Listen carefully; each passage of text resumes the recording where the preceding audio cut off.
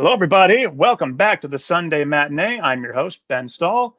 We're on episode 48, getting that much closer to the big 5-0. Last week, or rather 2 weeks ago, we talked about Scott Pilgrim versus the World for its 10th/12th anniversary. This week, we're going to be jumping into television. But before we get started on everything, I should introduce the panel for the week. Returning once again is Miles McGillivray. Miles, welcome back. Good to be back. Thanks for having me after my abysmal showing during the Moon Night. Actually, no, it was a ton of fun. Yeah, that show was just a disaster. Also returning for the first time since the Lord of the Rings anniversary special, Bjorn Whitney. Bjorn, welcome back. Thank you. Thrilled to be here. Obviously, if it has anything to do with nerdy fantasy stuff, I'm here. And joining us for the very first time for this episode is Kathleen McGillivray. Kathleen, welcome to the show. Thanks for having me. I'm really excited to talk about some Stranger Things. And I'm excited to have the three of you here because while I do like Stranger Things, I have a feeling that I'm surrounded by people who like it much, much more. And we'll talk about why that is later on in the episode. First, we have the news for the week. So one of the first things I want to talk about, just mention, is we talked about Scream a little bit early in the year. Scream 6 is a thing that's happening. Unfortunately, Neve Campbell, star of the first 5 films, will not be joining the cast. Contract negotiations between Paramount and Spyglass and the actress fell through. She believes that she has brought a lot of value to that franchise and that they're not recognizing that. And honestly, good for her. If she doesn't think they're paying her enough, she's the lead. She's been the lead for the entire series. So I'll be interested to see if fans are interested in coming back for more Scream without her. I'll have to ask Sarah the next time she's on the show because Sarah is our resident Scream fanatic. Yeah, if she's out, I'm out. Done. Yeah. We'll take our cues from Sarah. I didn't even know who she was until you said the lead character, and then I thought, oh, okay, yeah, I'm not coming back either. You can't have Scream without Sydney. Period. Yeah. So moving on to Marvel news, I'm not sure if it was leaked or how this happened, but we now know that one of Marvel Studios' next films is going to be Thunderbolts. It will reportedly be written by Black Widow screenwriter Eric Pearson and directed by Jay Schreier. This is cool news for people like me who've been wanting this for a long time. Thunderbolts is basically Marvel's Suicide Squad. Yeah. So expect to see a team of villains recruited by the government. In the comic books, it was General Ross who originally, I believe, recruited this team. And it has been, though it probably won't be in the movies, led by Norman Osborn. So they've been in talks with some actors who've already been part of the MCU. So expect possibly characters like Yelena Belova, U.S. Agent. I kind of think that this is what they're kind of been building up to with the Julia Louis-Dreyfus character who shows up in Black Widow and Falcon and Winter Soldier. That's my thought anyway. I think that's what she is working on, is building up her own team. That makes sense. Not so good guys. Yeah, I love that because Ross has already had his arc from in the Infinity War, so if you can't get a better actress than that, so I really hope it is Julia Louis-Dreyfus who's the front of that. So no idea when it's going to be released. I do know that we're going to hear a little bit more about the future of Marvel Studios, I think at D23 later this year. And we kind of need that because we're starting to run out of movies that we know are coming out. And I frankly want to know when we're going to get payoff for some of those post-credit scenes we've been getting in the last few years. Yeah. Speaking of Marvel, surprise drop on Friday, Spider-Man No Way Home is returning to theaters on September 2nd in an extended version known as the More Fun Stuff version. It can best be assumed that this is going to include more footage of everyone's three favorite lovable Spider-Men interacting together, because that's a lot of what people wanted to see with the deleted scenes for that film, which did not end up on the home video releases. So I have a feeling this might be Sony double dipping and possibly even re-releasing this on home video. Just, why not? It's one of the most successful films of all time. But why not make it even more successful? The How Deep Is Your Wallet edition. Yes. It did come out right in the Omicron variant. So maybe there are some people who like heard about the theatrical experience and are like a little more comfortable now. So there's a little bit of an extra market, but also they want to get to 2 billion. Oh yeah. Yeah. Well, I like how you're pushing that little extra market. And even though like it's the only film since the pandemic began to like really, I think, crack the 1 billion mark worldwide. Like it's insane that, it took getting all those actors to come together to finally get a big movie in theaters. What's better than a lot of money? A little bit more than a little bit more. A little bit, yeah. And speaking of money, here's the week's box office update. Surprise, surprise, Jurassic World Dominion opened this weekend, and it is the number one movie in America, currently with an estimated 143.37 million for the weekend. Not too shabby. Not as good, I believe, as Top Gun or Doctor Strange's opening weekends, but again, that's not bad at all.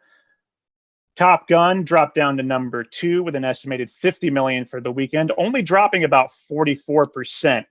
Again, this film has been holding up very well since it opened, and actually, it is currently now estimated to be only about 4 million behind Doctor Strange, so it will surely overtake it to become the number one box office film of 2022 so far. Doctor Strange still holding up at number 3, but only bringing in about 4.8 million. It is on track to surpass the 400 million mark. And if it stays in theaters long enough, it could overtake Captain America Civil War and become Marvel Studios' 9th best grossing film in the United States. But with big films like Lightyear opening this next weekend, it's going to be a struggle for it to hit that mark. At number 4 is the Bob's Burgers movie. Number 5 is The Bad Guys. Number 6, Downton Abbey, A New Era. Number 7, my favorite film of the year, Everything Everywhere All at Once, is still in the top 10. Loving it. Firestarter jumped up. Huge jump up from 21st last weekend to number 8 this weekend.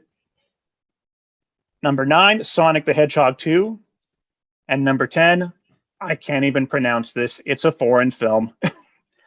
Ante sunt Haraniki. I am not sure, and I apologize to everyone involved in that film for butchering that title. But the big takeaway here is that people are still interested in dinosaurs, especially now that we have the original Legacy cast returning to this film. Is anyone out there, have any of you seen or interested in seeing Jurassic World? I want to see it. I can't stomach Chris Pratt. I'm interested, but I've not seen it yet. Yeah, not seen it yet over here. I'm assuming we'll go together, Miles. Yes. I'm fine with Chris Pratt, but I don't like dinosaurs. Is this the movie for me? Probably not, but like I say, it's never bad to take a chance on something that you're not always comfortable with. I'm interested, but just given the sort of downfall of the series as a whole, I'm not expecting too much. It's just never been the same since the original film. Yeah. So, and then the last bit of the news, this just broke this morning. Netflix has announced that Squid Game Season 2 is real. It's coming. Not sure when. I still need to watch Season 1. Yeah, you do. It's so But good. I know a lot of people are going to be excited for this because that was like the biggest phenomenon of last year. So yeah. I'm of two minds about season 2, only because the entire conceit of season 1, you can't really do that again. We know what's going on. We know how the whole thing works. So I'll be really interested to see what they do. But I liked how it ended. If that had been the end of the series, I would have been very happy. But at the same time, I am stoked. Yeah, it's a really good standalone season of a show. Like, I don't feel like it really needed anymore. And the guy that wrote it, he spent so much time writing the original Squid Games, that it makes me anxious that they're going to just throw another one out there all quick like. So, I mean, I hope that it's good. I really loved Squid Games. So I'm definitely interested in seeing another season. I've not seen it. How do you feel about squids? Because not good. Not good. Okay. Squids and dinosaurs. Miles is out. Well, as Miles put it, just a moment ago, regarding Squid Game season 2, what's better than a lot of money? A little bit more. I'm sure that's pretty much the motivation behind this. So that is the news for the week. Let's move on to what we have been watching that isn't Stranger Things. We'll be talking a lot about that in just a minute. I took my cousin to see Everything Everywhere All at Once at the theater. So it's one of the few movies I've seen twice this year. Just such a good film. Get out there, everyone. See that film. It's on a lot of streaming services to purchase now. I think it's going to be available to rent on Apple TV in about a month, and probably on home video in about a month as well. Just watch it. Excellent film. I'm all caught up on Obi-Wan because, of course, caught up on Miss Marvel, and because I, got into Stranger Things recently, I binged it, I think, over 3 days the weekend it came out, and I was not mentally done with science fiction. So I am rewatching Fringe. Oh, nice.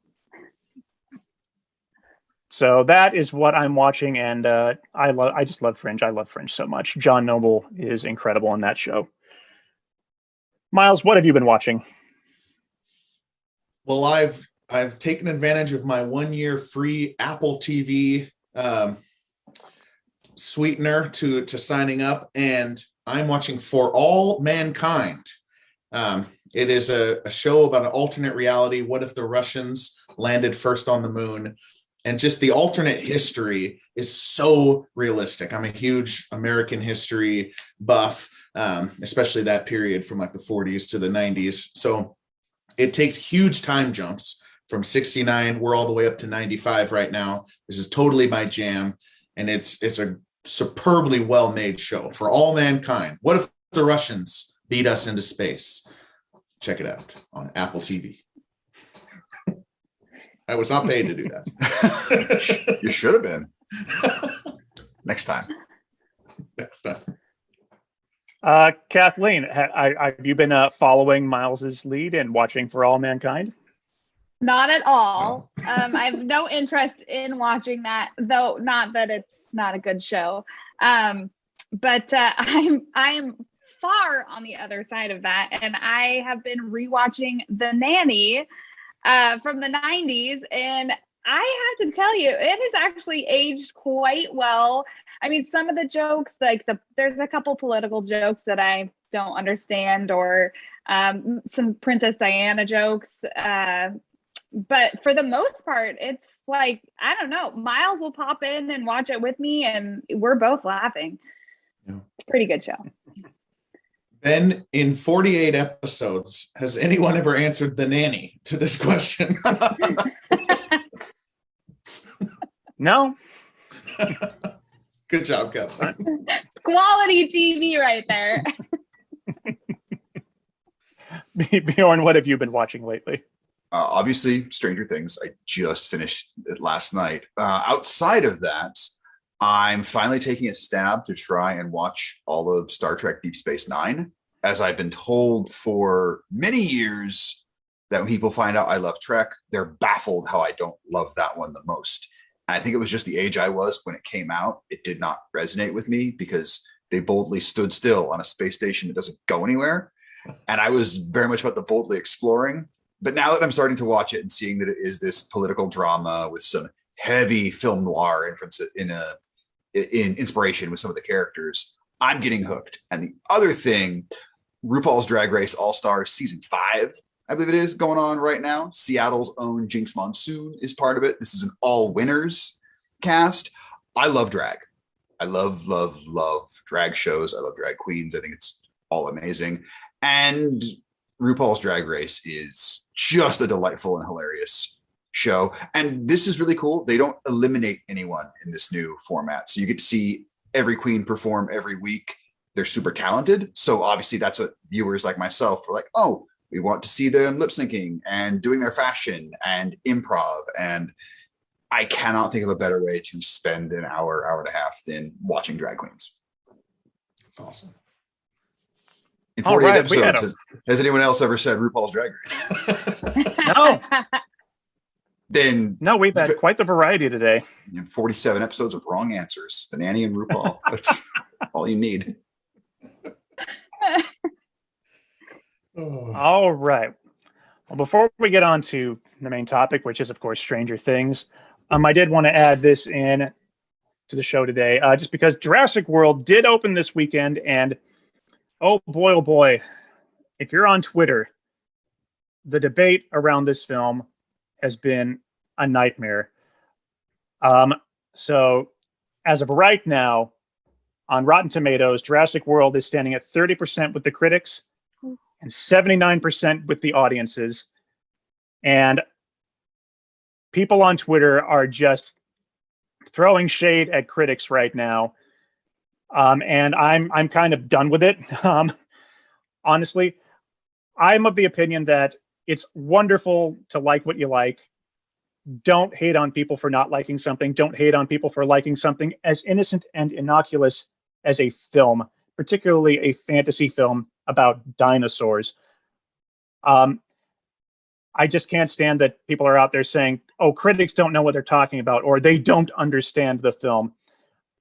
Something that to be noted here, and I think the box office resonates with this, is that, Jurassic World did so ridiculously well this weekend. The audience that's going to go see Jurassic World isn't going to go out and see films like The Northman or Everything Everywhere All at Once, as indicated by those films' box office receipts. Critics see a huge variety of films, much more than your average moviegoer. So for a critic to just, gush about a film like Everything Everywhere or The Northman, and then come to Jurassic World and say, this wasn't as good as that. Audiences have their tastes. You have to bear with critics because they don't get to just go see the films they want to. They have to see a lot of films. It's what they're paid to do. And they're not paid to hate the films that you love. They're simply looking at it through a different lens than you are. They can't just give a Jurassic World a good review because they went to see it because they love dinosaurs. They do have to look at things like story and acting and cinematography. They have to look at the whole picture. When I go see Jurassic World, I'm going to have probably a good enough time because there are dinosaurs in it. But I will probably also go away thinking, yeah, this isn't going to be winning any Oscars or even any Golden Globes. It's just going to be a fun film. So, yeah, critics aren't trying to hate. Trust me when I say this. Critics don't want to hate films. They don't want to not like films. Critics, because they have to go see a greater variety of films, they want to be enjoying everything. This is not some agenda of theirs. And also, it should be noted, 30% doesn't mean that's the film's rating. That just means that 30% of critics gave it a positive review. So 30% of critics actually liked the film. So it's not, and the other 70%, may not be saying that this film is an F. They may be saying this film is a C. And I bet you there are a lot of audience members out there who are saying this film is a C or a B. So, you know, and Rotten Tomatoes isn't the best, you know, way to gauge a film by audience reaction either, as we have all learned from films like Captain Marvel that get review bombed, or Miss Marvel this weekend on IMDb and Rotten Tomatoes that got severely review bombed by misogynists and racists who just don't think that a young brown woman should be leading her own Marvel series. So that's my rant on that. Everyone has their opinion. If yours is a bad opinion, just be respectful about it. And that's my rant about this weekend. And I also brought it up because people are saying it's the King of the Monsters effect again, because the same thing happened when Godzilla King of the Monsters came out 3 years ago, and critics tore into it and audiences loved it. And the audience people are just like, well, how come you all love the 2014 film? It doesn't even show the monster. It's like, I love the 2014 film. I think it's the best one they did. So yeah, that's my rant. Love what you love. Be respectful about other people's opinions about films. Rant really done now. Okay. So, Stranger Things 4. We'll just go around the table here really quick. I'll start with Bjorn. Bjorn, what were your initial reactions? What worked, what didn't work? What was your favorite stuff about this show? What about this show just clicked for you this season? So this season, I got into it almost as quickly as I did the very first season. I mean, nothing's going to capture the magic of the disappearance of Will Byers, season 1, episode 1, of going, what am I watching, and inject all of it into my veins now. But even though our characters are now separated by distance, getting to see the lives they are living, I thought it really seamlessly picked up to remind you where people were, which is always key to me, because I don't like to go and rewatch a series before a new season comes out to remind me. I kind of feel like if you're doing a good job of storytelling, you'll remind me where they are. And I mean, I'll probably mention D&D a lot because, one, I freaking love it, and it's central in this, but it's similar to picking up a D&D session. You give a real quick recap to your players. Here's where you were last time. Here's where you pick up. That's where we're going. Seeing the Hellfire Club, meeting Eddie, and then the masterful editing of the basketball game along with the D&D session, of the way everything built up and culminating with the natural 20 being rolled, Eddie screaming, "That's why we play the game." That moment above all, my hair was literally standing up on end. Being a dungeon master, I have had those moments with my players in the game where, it looked like it was lost and they win at the last instant and I'm excited for them. And I went, this is great writing for something that I don't know how much the Duffers are familiar with playing, but sometimes when you have a passion and you see it presented poorly on screen, where you go, that's not how you do that at all. I notice this sometimes if something is focused around like a band. So I've been in a lot of bands. I'm going, no band practice has ever gone like that. Never been like, hey, I got this new thing I'm trying, guys. And then instantly everyone just clicks and it's this amazing song. I'm like, no, that's not how it works at all. You have to work through this stuff.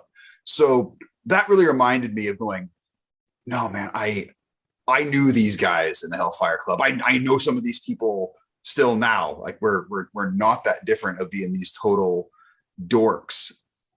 Eddie surprisingly also having the total heart of gold in the scenes with Chrissy, and just how delightful he was. The whole arc with her and everything that happened by the end of the last episode. I was messed up and traumatized by it too. And then, of course, the introduction of the Satanic Panic, which I'm just old enough to remember a little bit, because I was young when that was going on. But I certainly remember, and when I was first learning about what Dungeons and Dragons was, there was still this stigma of like, oh, that's that thing these devil worshippers do. I'm going, it's a thing a bunch of nerds do, eating Cheetos and drinking soda. And that is still mostly true, only now it's pretzels and beer. But It is the dorkiest thing in the world that a bunch of Tolkien lovers are super into. But yeah, like I would say more than anything out of the gate, just seeing the relationships the characters were in, and then an instant, what's going on with Max, and the way that all panned out. Yeah, just out of the gate, I was hooked. I wanted to binge the whole thing in one night, but I had to take it in doses because one also needs sleep. Yeah. Kathleen and I took the day off work and watched it all in one day. We started at 7 a.m. High five to you, my love.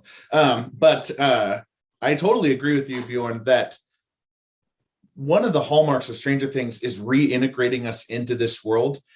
I'm consistently surprised at how early, like I'll think back in like season 1, 2, 3, and now 4, how early that thing happened in the season. Yeah. Like they caught us up so quickly, like, oh, wait, that happens in the first episode? You know, we're constantly talking about that.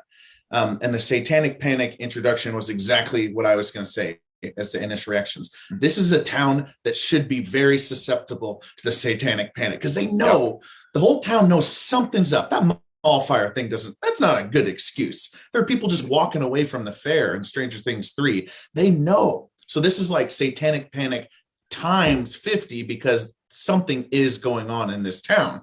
And they're blaming, you know, a group that, you know, they don't know anything about.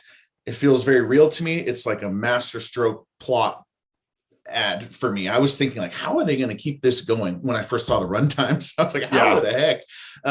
And that I'm really happy. That was my initial reaction to the show. And then going off that, like you said, because it was a small town, the fact this whole thing has been set not just in a small town, but middle America, which I come from a small town, West Coast, but there's just that small town mindset where people are really easily twisted into the whole, it's the devil.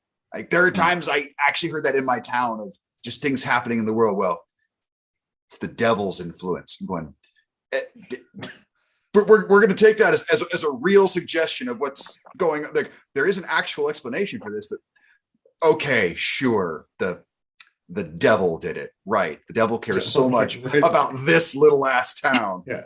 And let me write that down. Yeah. The devil.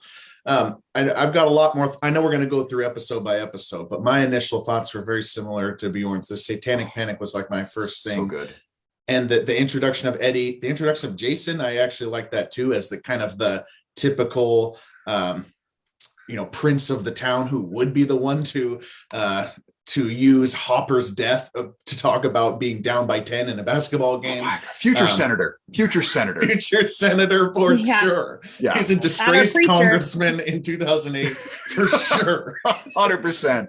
Yeah. All right. Kathleen, you're up, I think. Oh, see, I saw him more as like a evangelical preacher or something. You know, he's up there in front of thousands. I could just totally see that. But Joel Osteen.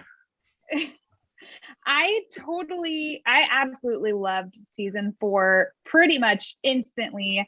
It's definitely the darkest so far out of all of the seasons. And I think that is very accurately reflected because we started off as young kids, really, and they're growing. They're no longer kids anymore. And as you get older, you realize like what the world is actually like. So you lose a lot of that innocence. So I feel like that's reflected really well in the show, that it's darker, where it's more adult now. I like the way they did Vecna. I was a little anxious that it might come off as cheesy or overdone, but him as a humanoid, I thought was like really cool to have him as a humanoid villain this time, because we haven't seen that. So that's totally new. I didn't like how many beatings Hopper gets throughout the whole season. He's my favorite character. I think they need to give Hopper a break after this. My favorite character though this season, normally Dustin is my favorite, hands down, all the other seasons, but I loved Murray this season. He was cracking me up. He's so funny. the karate scene, just hilarious. Yeah, I'm loving it so far. Yeah, I think these are all great points. For me, I think a lot of what worked, especially in the earliest episodes, as Bjorn was mentioning, the D&D game and the basketball game, they really found a great way to take what in this series is mundane and make it exciting. In a series that's all about, alternate realities and, Lovecraftian beings, to introduce this world once again with a D&D game and a basketball game and make it so incredibly fun to watch is just special. And I just think the performances all around, all these kids have so much more experience. Their craft has improved so much since they started on this. It's great to see them grow up and just get so much better at this. And as much as I love those mundane elements, I do love that this is like the most horror centric season. That we're finally really digging into monsters that don't feel like they were zapped in here by, a ray gun, that there really is something deeper and more sinister going on in the Upside Down than we've seen so far. I will say, and this isn't a criticism of the show, but oh my God, I hate Angela and Jason so much. It's something I don't like about the show, but it's something I do like because they were written to be so awful. I do think Angela just sort of disappeared, and I realized that she's not important to the greater storytelling, but it is kind of interesting to set her up as this sort of antagonistic character, and then all of a sudden, nope, she's gone. Doesn't matter anymore. Skip to the face will do that to you. Yep. But the metaphors you brought up with Jason, I really appreciate, because I cannot stand characters like him in any story. I know they're necessary, but I just cannot stand them. He's just using his platform for more than anything else, for vengeance. Like, he doesn't really care that it's the Satanic Panic. He really just wants to get his revenge because his girl was killed. Nothing else really matters. Even further, his friend. Even further than that, his friend and Chrissy dying, so be it. He's feeling about that. What he really wants is that pause into the microphone when he's got them all in the palm of their hands. He's just a slime ball, man. And I think to the point of talking about those two characters, I mean, I'm with you of truly hating them. And I think the beauty of having two antagonists like that in this, they are so real.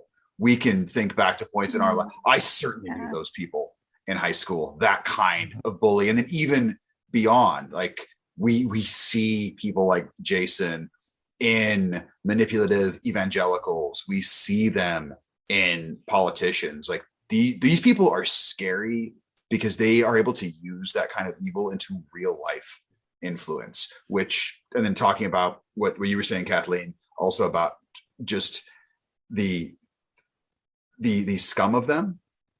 It's perfect. It's perfect. And we've all been talking about these characters have been growing up.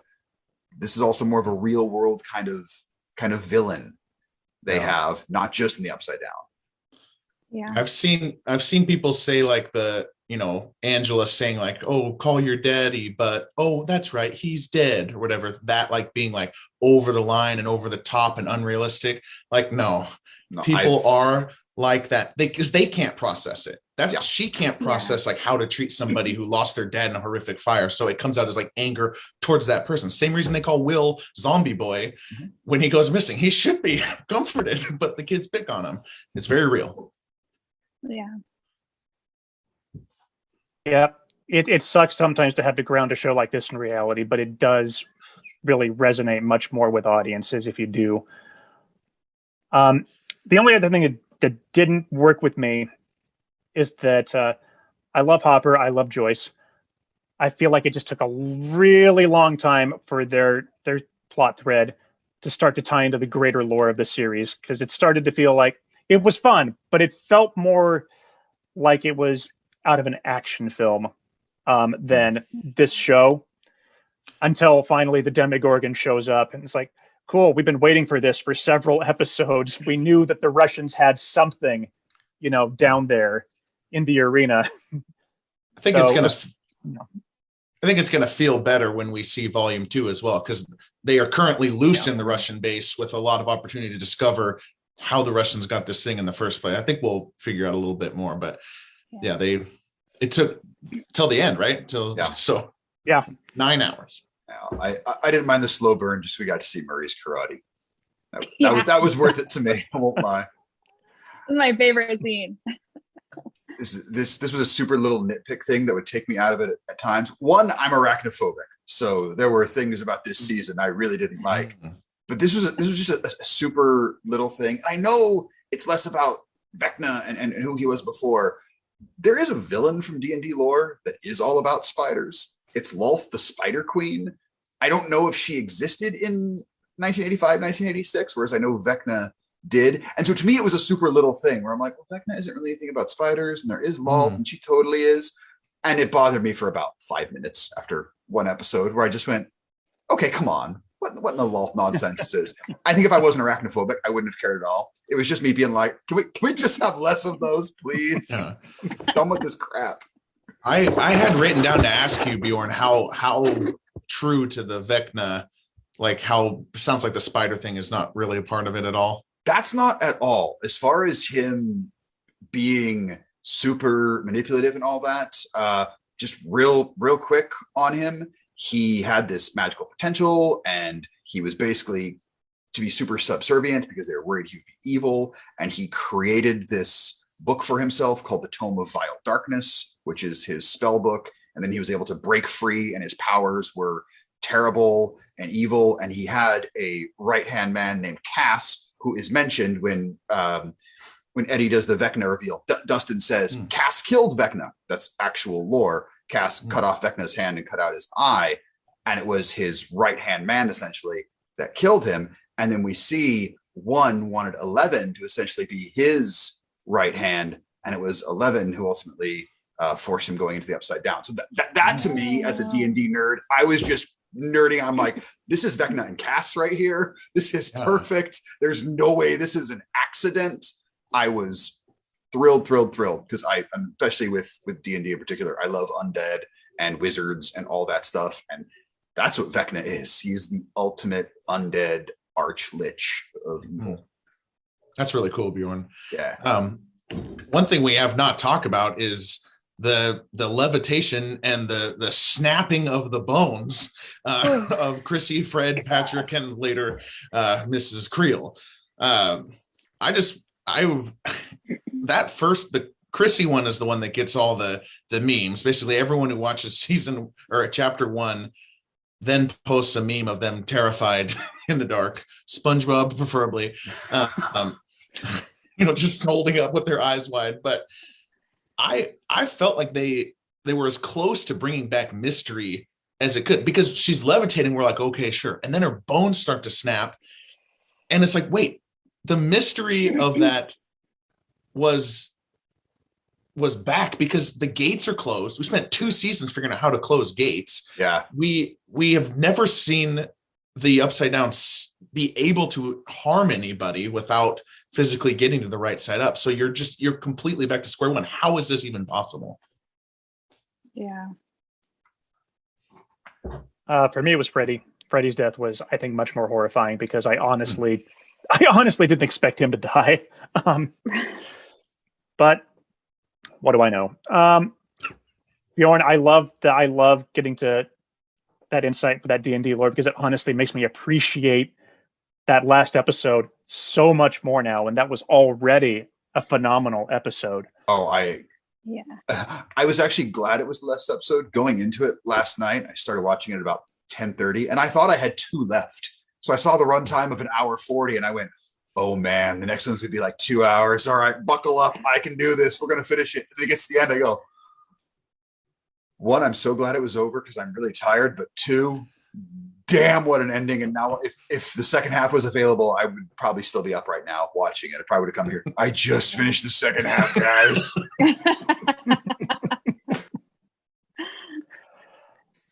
Well, let's go through it episode by episode, which is something we've been doing recently with TV shows, just going through by the numbers and seeing what critics and audiences think and what we think. So it should be noted, I looked through all the Rotten Tomato scores on here. While several critics chimed in on the series as a whole, there were per episode only like 5 or 6 critics who actually would submit a review. So, you know, I'd say the series score is a much better example of what critics actually thought of it. So for the complete season, critics 91% on Rotten Tomatoes for season 4. Rotten Tomatoes audience also 91%. So, hey, look at that. Critics and audiences actually like something just about the same. Isn't that wonderful, everyone? So, Chapter 1, The Hellfire Club, written by the Duffer Brothers and Caitlin Schneiderhan, directed by the Duffer Brothers. Sean Levy does direct a couple episodes. Anyway, has an IMDb score of 8.1 and a Rotten Tomato score of 100%. Again, this is only with like 5 or 6 reviews in, but I have a feeling it would still be in the 80s or the 90s if it was, the hundreds of critics who submitted for the whole series. We actually have already talked at length about this episode, again, with the D&D game, with the basketball game, with Chrissy's death. A great reintroduction to the world of Hawkins. And just a great reminder that everyone is split up. And that is when, honestly, when you are at your weakest. It happens in Empire Strikes Back. It happens in Guardians of the Galaxy 2. It happens with the Avengers after Civil War and Infinity War. When your core team is split up, that is when you're the most vulnerable. I wonder if Vecna's even going to acknowledge that at some point in the second half, is that he knew he could come back at this point because 11 was gone. I wonder if you could sense that. But yeah, episode 1. Did anyone else have anything else to say about chapter 1? It's just more Eddie love, where what a great introduction to a character, where it goes from terrifying because they want to ask, oh, Eddie, can we move it? Because, Lucas and the basketball thing. And so quickly it went from where I thought it was going to be, listen, you little pukes, we're going to do this. It's my game. And so quickly we see how just he has taken these two in under his wing. Maybe he'll actually graduate this year. He's just mocking all the cool kids in the school. And you're like, this guy just doesn't give an F. It's perfect. This is the exact older friend that these two nerds would have had, because I had those kind of friends as that nerd in high school. I'm like, oh yeah, I remember the upperclassmen who took me in. And it was people like that. But at the same time, you didn't ask too much of them. You still had to know your place a little bit. Yeah, I can't remember the last time I fell in love with a character this quickly. I also love them. Oh, go ahead. Oh, sorry. I really love that right off the bat, the way that they portrayed 11, because going from somebody that has superpowers to then like assimilating into a real life at her age, you can feel like how she must be feeling. And I think everybody relates to that at some point in their life. The need, the want to fit in with everybody else when you just don't. And I think her acting is superb to allow that to come across so genuinely. I really loved that aspect. Also, I was thrilled that Murray was in the very first episode, the scene with the Russian doll. He is hilarious. Joyce! Oh, it cracked me up instantly. The acting of Millie Bobby Brown and Sadie Sink carry the top of this season. Yep. And that's once again this story taking something that is very, also in real life, very depressing just for normal people, and that is moving particularly from a smaller town to California, which is completely different from Indiana. You can just tell by the way everyone dresses in California that this is a completely different environment. And to blend in when you've had everything, your entire identity taken away from you, and to be taken away from almost everyone that you love. It's bad enough if you're, in the real world, if you're 11, that's just compounded so much. And to have just lost her father, it's so rough. But I also want to go back to Billy for a sec. Not Billy. Why am I blanking on the names? Max, Sadie.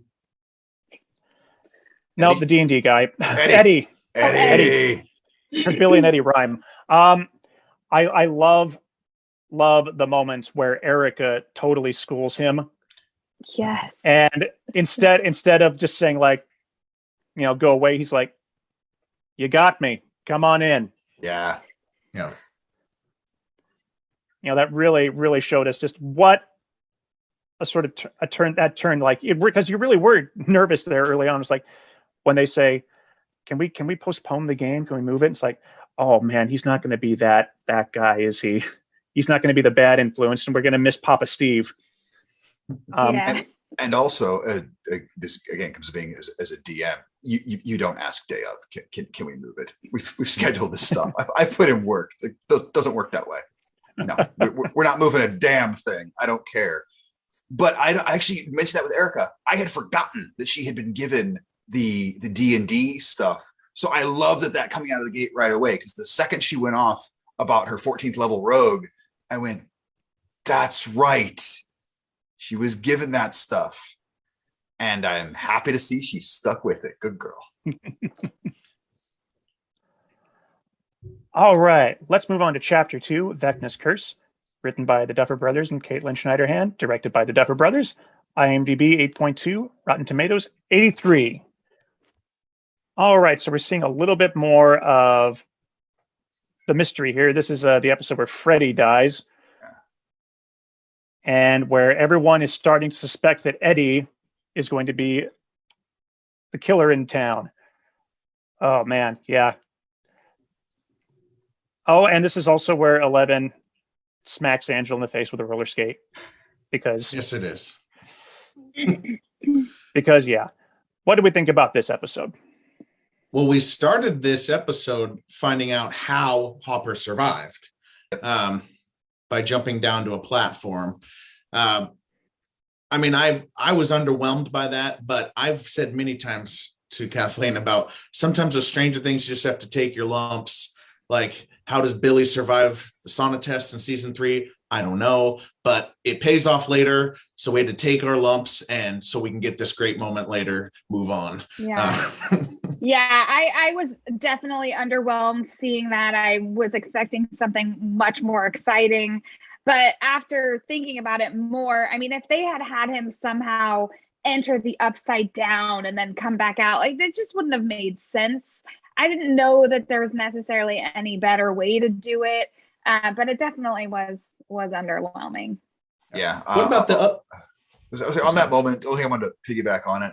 I was because once we saw there was nobody last season, I instantly was going, before even the little stinger on there, I'm like, all right, he's still alive. Like, it's sci-fi rules. If there's nobody, they're still alive.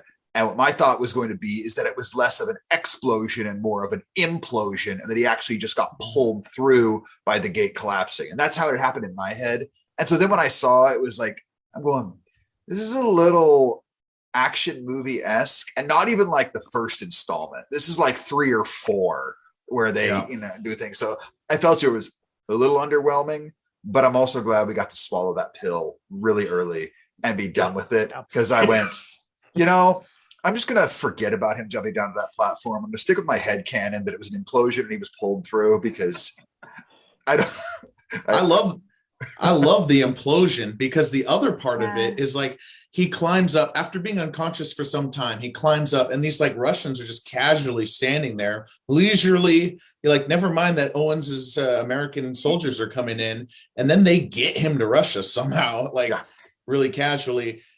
It's just the medicine we had to take. Yep. We'll thank ourselves for it when Hopper is reunited with 11, and it's this great emotional scene that we're all crying during. We'll be like, I'm glad he survived. But honestly, some of those times, like talking about the story that we just got to take our medicine, I'm gonna keep harping on it. It actually reminded me of a D&D game where there are times that players are going, wait a minute, how did that villain get here? We had them here, and you said, because they did. Just don't worry about it. They're here now. It's very much the Emperor's New Groove when pulls down the thing. Yeah, by all accounts, it doesn't make any sense. You don't worry about it. Yeah, you're right. That was the moment, because exactly that. Why didn't Joyce and Murray actually go look? You got to look. Yeah. And how did the Russians just show up? Yeah, it's like, how many Russians are really in that mall? Like, yeah. And why couldn't the other people who were vaporized at the end of season 3, why couldn't they have gotten behind a piece of metal and saved themselves? You know, it doesn't make any sense, but that's because their names were lower down on the call sheet in David Harbor. Exactly. They were contracted for just that episode. They went, bye y'all. Yep. Yeah, I think some of the stuff I really liked about episode 2, though, was some of the Mike-Will relationship. I think we all see where it's going with Will, and it's kind of wonderful and pure, and I love it. And I just hope they don't kill me with some sort of just freak out panic, because I'm sorry, Will's going to profess his love at some point. It's going to happen, and just please don't betray me as a viewer by having Mike freak out in a bad way, because I've really enjoyed Will Byers through this whole series. In fact, season 3, he was my favorite character, not least of all because he kept asking if they could play D&D. I'm like, oh, it's me! I love this guy. I think that's me every day. But his what we saw with him was a much quieter journey, and his critique of the way 11 was behaving towards Mike, but then at the same time him also having his own secret, so that there was kind of a level of like, oh, but maybe he can understand a bit. Like that was some of the subtle storytelling in that I really appreciated amongst all the body horror, which I also appreciated. Yeah. Kathleen, I mean, you've talked about, we were talking about like Will is maybe more so than the love for Mike. He's just kind of like so stuck too, like in their friendship. I do really think that. I don't necessarily agree that I feel like he's going to profess his love. I feel like he will open up and admit that he's gay. I feel like that is coming. But it makes me anxious that he'll profess his love, and like what you said, Mike will freak out, because the whole premise of every season we've watched so far, like their friendship is centralized. And so to have something like that, like completely in their friendship, or, you know, create this dynamic that you can't come back from, I think that would be untrue to their storyline. So, but I feel like he's going to be sharing with Mike, you know, that he is gay. And I hope that Mike will be very accepting, and they'll just become closer friends. I also hope that's the direction they are leaning towards. But I am incredibly frustrated with how they've handled it off camera, with we can't just come out and say it, you know, off camera. It's like, why not? It's not a spoiler. Like, we're ready for this. The audience figured it out pretty quickly. Yeah. And the original description of Will, even when he was a young kid in season 1, was sexual or like confusion, like that he was not sure. Like, so I mean, it's really not a spoiler at all. Totally agree. No. Like I was almost refreshed to see. I'm like, oh, they're finally addressing this. Okay. Mm-hmm. Yeah. Right. Yeah. Yep. And it's okay to address it off camera as well. We don't have to keep this a big mystery. So and that doesn't define him, just like it doesn't define Robin. No. So let's move on. Yeah. Before we leave this episode, can we just talk about the van scene after 11 has hit what's her name in the face? That scene is hilarious to me when they're in the van, and Argyle and Will's brother, God, I can't think of his name right now, Jonathan. are Yes, like super high. Yes, we He's can move to hilarious. chapter 3, Kathleen. Wait, I thought that was in chapter 2. Am I jumping ahead? Yes. But we are moving ahead. Sorry. All right. Ben isn't going to have us back if you do that again, Kathleen. I'm just kidding. I'm kicked out. If I had. Let's move on to chapter 3, The Monster and the Superhero, written by the Duffer Brothers and Caitlin Schneiderhan, directed by Sean Levy. IMDb 8.5, Rotten Tomatoes 100%. Now we Yep. can talk about the scene. Yes, we can. Oh, it's so funny. The boop, boop, boop, boop. Oh, no. And the dinner after that, too. What is he? This risotto is schmacking, dude. And Murray again. I'm sorry. Who is this?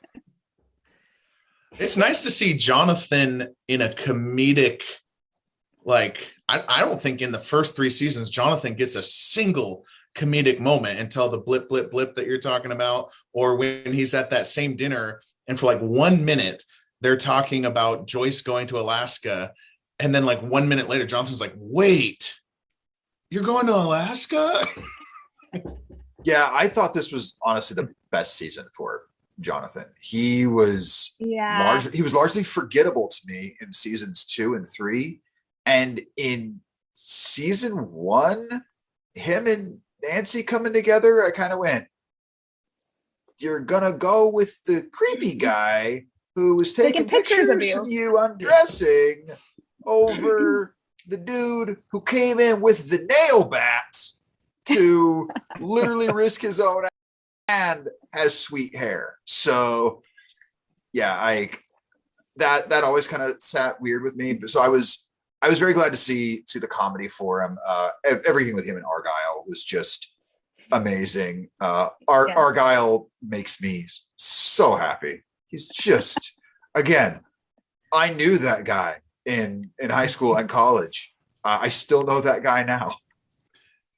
I love when Argyle is like stressed out about Jonathan and Nancy's relationship. He's like, you got me stressed out. It's not even my girlfriend.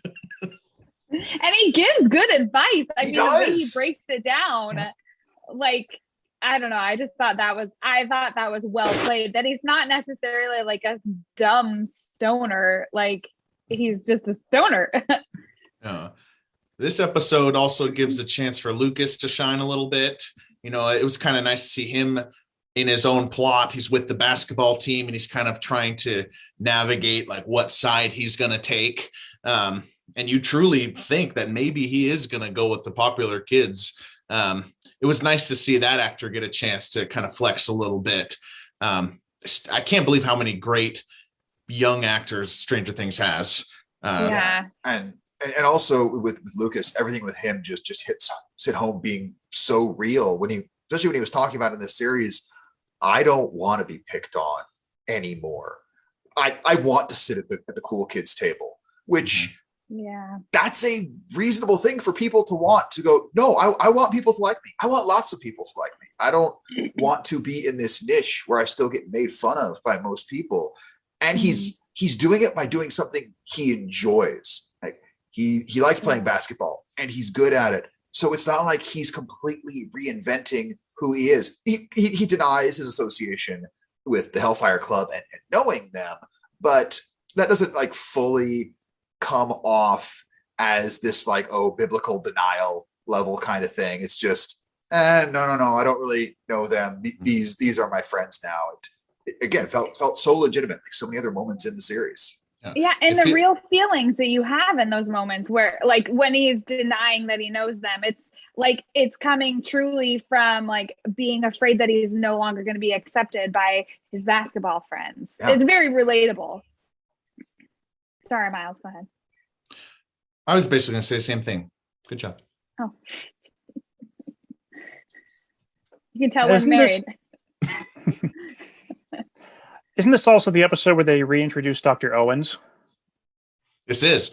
This episode ends with the. So when we learn Lucas has led the basketball team to the cabin, and we learn that he is on the good guy's side, And as the other stuff happens, we're listening to Owens give his speech to 11. It's kind of all interwoven.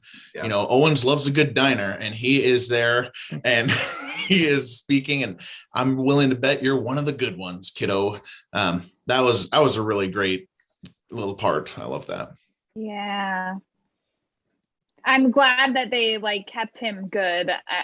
I don't know. I always really liked Owens. Oh, we got more to talk about still- Owens as we get. You still think he's good? I think he's good. I think he's genuinely good. I've got a way to help you, and I'm not gonna I'm not gonna tell you what it is, but you're not gonna like it. That's what Owens basically. Yeah, we'll get there and you'll see. I've got a special guy for you to meet. Yeah. I want to keep faith in Dr. Owens, but this is also, you know, this is Paul Reiser. This is Aliens. We all remember what happened then. I can't see past that every time I see it. I have this inherent distrust, which I'm sure is not accidental in the They're casting. playing with that. Oh yeah, They're playing with that. 100%, which I appreciate. This thing going like, hey, we're gonna pull on your little subliminal heartstrings, where every time you see his face, you're gonna think, Wayland Utani, yeah, I know what you're on about. I don't know, but you have that scene in was that season 2 when he like saves them? He goes out into the hall to like distract the Demogorgons. I mean, he saves their life. So I feel like he's genuinely, to his core, he's good. He maybe sometimes has motivations that pulls him in the wrong direction, but I'll be very disappointed if they make him like very bad. If he does bad things, I think, I don't know. He had some real heart-to-heart conversation with Ellen Ripley too. I hear what Miles is saying. I'm tracking with that. I would not be surprised if he ended up actually not being one of the good ones, and the reveal having it be, but this is for a greater good thing. Where you see the motivations, you're like, he truly believes he's doing the right thing, but what he's doing is not good. See, I could live with that. That seems very realistic. Oh yeah, he's not going to be mustache twirling villain, no way. But because I think the aliens parallel, I think is very accurate, because there was love. No, we need to get these things so we can study it and all this, the other. And you've got Ripley, who knows what it is, being like, Yeah. I'm ready for chapter 4. Let's do it. Chapter 4. Chapter 4, Dear Billy, written by the Duffer Brothers and Paul Dichter, directed by Sean Levy. IMDb 9.5, Rotten Tomatoes 100. I think this is the first IMDb over 9 for the series in this season, and we all know why this episode was on. This was already a good season. Yeah. This episode, if you weren't hooked by it then, you were now. This episode brought it. This episode was basically... Oh, sorry, Ben. Did I cut you off? Nope, you're good. Okay. This episode was a masterpiece version, and I'm going to pull from Lost here. I'm sorry for anyone who doesn't like Lost. But in season 3 of Lost, the character of Charlie knows he is going to die, and he starts writing notes to all the survivors, and it's called Greatest Hits. It's one of the episodes at the very end of season 3. This was that. Max, we're following Max with the unique perspective that she's going to die in 24 hours, because we were trained the symmetry of it, right? Episode 1, episode 2, both finished with Vecna, snap of the bones of Chrissy and Fred. And, like we're third time's a charm. There's no escape from this. So watching an episode from that perspective was super cool. And then the performance of Sadie Sink. Oh my God. Yeah. I mean, it makes it so good. She plays it with such subtlety. Like there's just so much going on underneath, and she will not show it to anybody, including Lucas, especially Steve. Won't show it to her mom. It's a perfect little part to play. It's a perfect performance. And of course, everyone knows the final scene. I mean, it's like the big thing from this season. Oh yeah. And going on that final scene, I also thought the fade to black as she's reaching the gate, the amount of time it was complete dark was just enough to keep me like, did she make it? Because initially I'm going, oh, okay, they've got it. She's going to make it. And then enough things are happening. And then I had a moment of going, oh God, maybe she doesn't make it. Like that's this show. We lose characters we love sometimes. Maybe this is the end for her. And yeah, just I watched first 2 episodes one night, second 2 another, second 2, and then the last one. Even if I had planned to watch more episodes after episode 4, I'd have been like, no, I'm taking a break now because there is no way the next episode is that good. And also, I need to come down from that. Yeah, this would have been an acceptable place to split the volumes too. I think. Yes. Yeah. Yes. I'm so glad that they came back from that fade to black and finished it off at the end of chapter 4, because when it hits the piano part where they're playing Run On Up That Hill with the piano version, and it kind of fades out with them in the sunset in the graveyard, that little moment was one of the best moments of the series. I thought just that they're all hugging, and I just love that. Well, and again, like credit to the storytelling of it by coming back to give us that moment, because how many different series have we seen where there's that black and it'll be the next episode, or even multiple episodes down. I think of Dumpster Gate in The Walking Dead, where it's like, don't give me that nonsense. Just give me the payoff now, because you've already got my emotions there. And I'm not going to be more emotional at the beginning of the next episode if I found out she made it or died. I'm going to go, oh, that's what happened. Whereas if something bad happens here, you're going to have me my most emotional. If something good happens, it's the best reward, as opposed to just this lack of fulfillment. Yeah, the cliffhanger is not a storytelling like must. It's a money making must to get you to tune in next week. Duffer Brothers, you don't have to do that. We're binging it. Exactly. We're fine. We can choose when we want to watch it. Kathleen? This that whole scene was my favorite out of the whole series so far. Visually, the visual aspect of her running towards the back to her own consciousness is just, I feel like she acts it really well. You're able to see all of her emotions very clearly on her face, just the way it looks in the background, the slow motion of it. And like you said, when it fades to black too, and then you have that piano of the running up the hill, it was just put together so expertly. It's like a scene I cannot forget. Every time I think of season 4 of Stranger Things, that's what I'm always going to be pulled back to. And I love how it gave us a real payoff to what we'd learned about the music previously, which seemed like a small thing with the patients.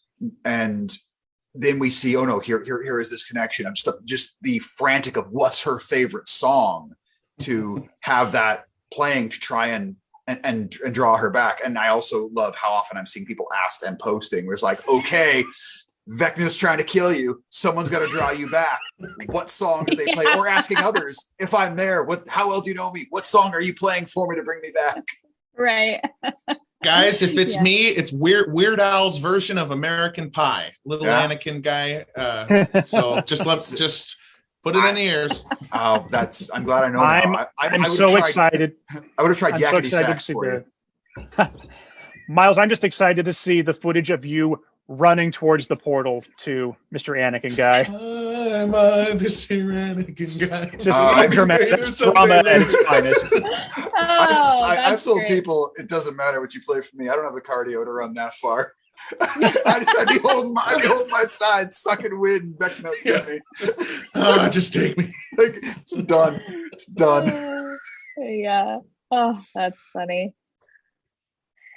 Well, I don't want to move on from this episode quite yet, because this is also an important episode. We get to meet Victor Creel. Yeah. Yeah.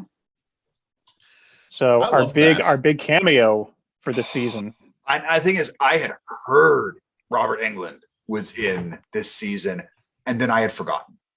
And I was so happy I had forgotten. I loved the Silence of the Lambs nod to going down to him.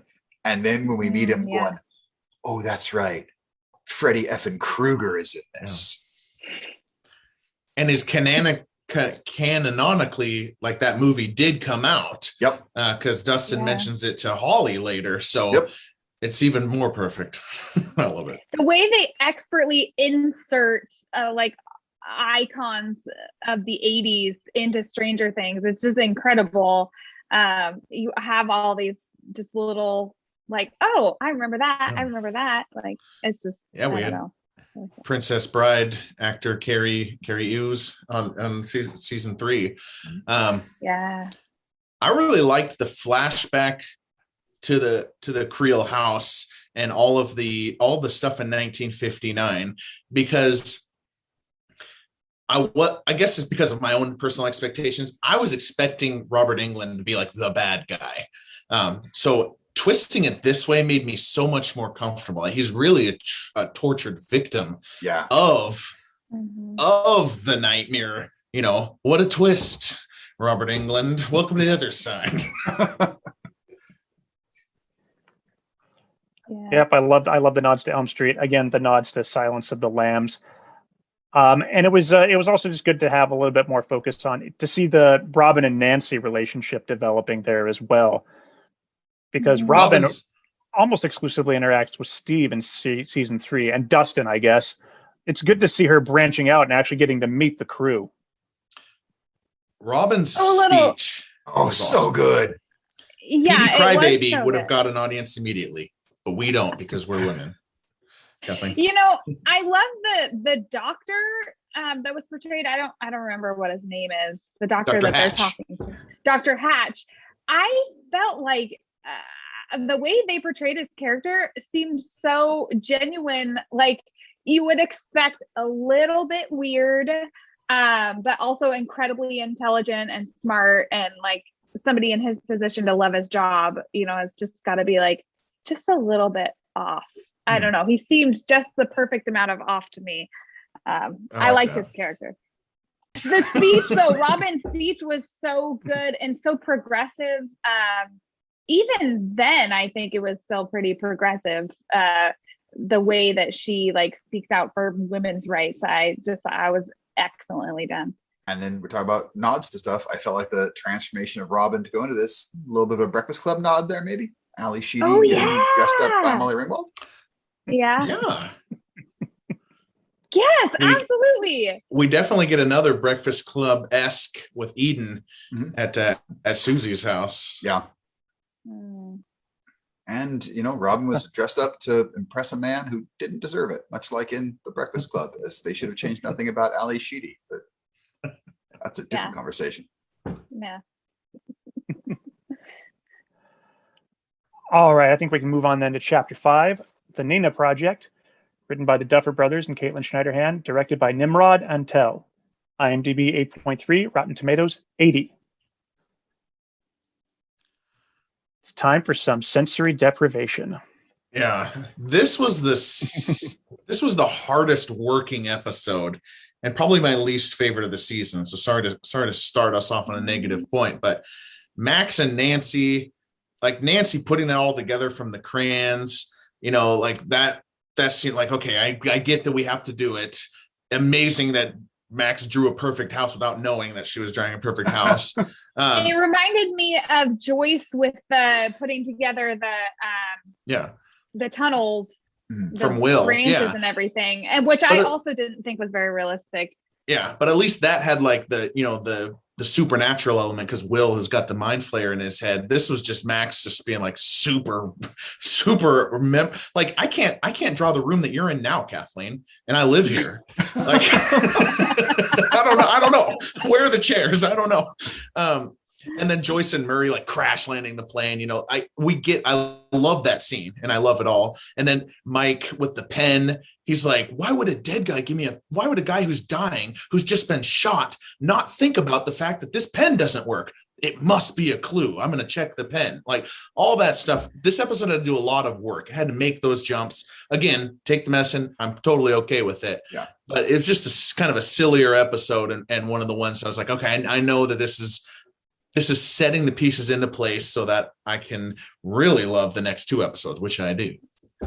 And I think it was a good place to put some of that. Okay, time to take our medicine, because I would be shocked if they didn't realize, okay, we're not topping episode 4. So you know what? If we are going to shoehorn some of this, let's get it all in one episode. People are still going to be riding high from that. And they'll accept these speed bumps here. Yeah, because I was with you on unscrewing the pen. I'm going, that's the best way. And I'm like, why did he even have that pen with that in it? Like, didn't have a business card? This is who has that? But but they give us that shot of humor to help the medicine go down just a little bit easier, because with Argyle, and he's like makes the little cardboard tombstone. He's like, oh, Argyle, Jonathan, and Will. What? They're pretty common names. Argyle, totally common name. He calls him superhero agent or unknown superhero agent man. Here lies unknown superhero agent man. Just love that. Okay. Oh, but and it has one of my favorite scenes, which is the karate scene when Murray is beating up Yuri. It's just hilarious. I just love how Joy starts off so confident that Murray will be able to take him down. And as he's explaining his experience with karate, she gets much less confident, but he gets way more confident. And I just thought that was like a really funny contrast. I guess the other big thing in this episode is Brenner. The revelation that Dr. Martin Brenner is first alive. We kind of knew from season 2, but we don't know if that source was trustworthy. But he's alive. I'm fine with him being back. I think this is a great way to bring Eleven's powers back. But why does he have to go back into Papa mode?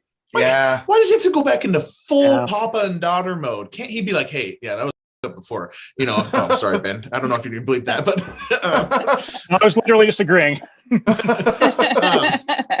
But like, man, I mean, why does he have to go back into that mode? Owens calls on him later. Maybe you just want your daddy-daughter time, but big deal. I think that is accurate to like what his character is. Like, he's so stuck in the experiment of it all. How far can we push boundaries? And I think that is what he's working on. I don't think he really truly cares anything about the, father-daughter aspect at all. He's just looking at it as an experiment. Yeah, I see him largely that way, that he cares about Eleven's presence in the terms that she has these powers that he's able to research, and now through Nina able to give back, just feeling self-important on that. But I mean, obviously don't trust him. There's something nefarious with that turd. Well, 11 is worth a lot of money. Yep. I mean, That's what things come down to in this world. Yeah. But I also think. Oh, sorry, go ahead. I enjoy with the whole Nina project because it was the water, the sensory deprivation. I feel like that took us back a bit too, because it's been a minute since we've seen some of that with her. I'm like, oh, that's right. That's how she used to look in on places, was through sensory deprivation. Yeah. And just because I've already messed up my episodes here, this is the episode that she first finally uses her powers for the first time again, right? Yeah, the end of it, she does the, because that was such a relief to me, even though like you know that she's gonna get her powers back, like it just has to be a part of that storyline. I still felt such a strong sense of relief, like finally she's able to use her powers, but also that they didn't just instantly give them back to her 100%. I'm glad that they didn't do that. Well, it reminded me a little bit of a really well done Superman arc in the comics, where he had lost his powers after a big, climactic DC event. And so in the process of him getting them back, the writing, you could tell it was trying to have the reader not be like, oh, is he going to get them back? Obviously he's going to. Like, it's Superman. He's got his powers back. But it was so much of the when is he going to? And the point that he did was, of course, the dramatic saving someone by being faster than a speeding bullet again. And it was just, as you turn the page and it hit this panel, I remember just loving the moment. I think it was so well written. And this reminded me of that, because I remember being like, when is she going to get them back? I know she is. And so in that moment of just the scream and the way it was shot, the sparks in the background, and just going, oh, our girl's back. Yeah. Yes. I love that she has her powers back, but I cannot stand that after that she says Papa, and that she's back. She's regressed emotionally. Like, I mean, I know that's going to be a big part of volume 2, but I'm just like, oh, 11, one step forward, 2 steps back with this Papa stuff. Yeah, forget about Papa. Yeah. Go find Angela and just, settle that score first. Then we'll move on to Vecna. 2 things about this episode that I appreciate is we're starting to get a little bit more into the character of who is credited on IMDb up to this point as the friendly orderly. Oh, yeah. And boy, oh boy, Jamie Campbell Bower coming into this series, brand new character, steals a lot of the scenes he's in, because he goes from his progression from friendly to creepy is perfect. Like, I did not suspect. I suspected that he was probably going to be sort of a villain. I did not, and I don't want to jump straight into 7, but I did not expect that it was going to be quite that until we actually got to it. And isn't this also the episode where they actually visit the Creel house? Because the haunted house elements were a great part of this episode too. I loved that. The cool Scooby-Doo vibe. I thought this was a really cool part. Yeah. Yep. Poor Papa Steve always having to be the babysitter. I know. Going back to the friendly orderly, when you said that you suspected, sorry, our pets want to be in this as well. Nothing wrong with when that. you when you suspected that he was going to be a villain, he just has one of those faces. It is like a villainous face. You just know they're going to go bad. I thought he was a great choice for an actor for this role. So let's talk about him a little bit more and move on to chapter 6, The Dive. Written by the Duffer Brothers and Curtis Wynn, directed by Nimrod Antel. IMDb 8.7, Rotten Tomatoes not available. Oh, I think only 2 critics submitted for this one. So we're really getting back into the Upside Down this time. yeah. This was the Steve sort of forward thrust that he kind of takes the lead, at least in our minds and the audience minds. I was very worried about Steve. Not to skip to the end, but he dives the dive, does not get out of the boat or does not get out of the water, just kind of hangs out there after seeing the gate and gets sucked down. And I was very worried about him. Honestly, Steve, you're diving down, you see the glow, you're good. Go back up now. There's nothing else you need to do. Why does he touch it? He reaches out and he touches it, and that I was like, "Come on!" What? Yeah, that was like, you have experience with these things, Steve-O. It's not like granted, and it wouldn't have made sense character-wise for Eddie to be the one to go down there. But had it been Eddie, for example, I could see, to reach out and touch. What is this? Or even Robin, who has a little less experience. I'm sorry, Steve and Nancy, you guys have been there since season 1. Steve, you know better. You don't have your nail bat with you right now. What are you doing? Mm-hmm. But they do make a point through this entire episode to show, like, that he's not really using his brain. Like, when they all pull out the flashlights and Dustin's like, come on, Steve, do you have to be told everything? Like, come on, do you have to be told not to touch that, the barrier between the Upside Down and our world? Come on. Apparently. Yeah. But on the other hand, we get to go into the Upside Down and see Steve fighting off bats, and that's cool. Yeah. Yeah. Man, it is super cool. The Back to beginning Hero of the Steve. next chapter, when they beat all the bats at the beginning of chapter 7, I know we're still on chapter 6, Yeah. but when they beat off the bats, phrasing, is one of the coolest scenes that like I've ever seen. Yes. I was like, let's go. Every single one of them gets a moment where they just get to just with the oar, with the slap, with the ripping a bat in half. Loved it all. Huge fan. Very Aussie. Yeah.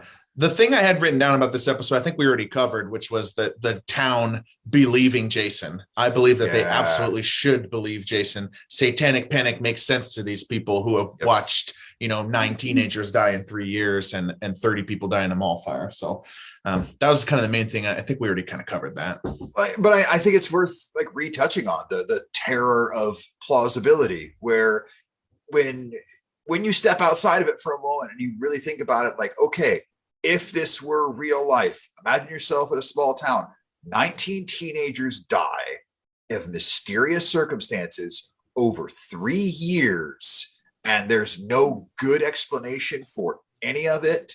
And there's this thing in the news talking about the satanic panic.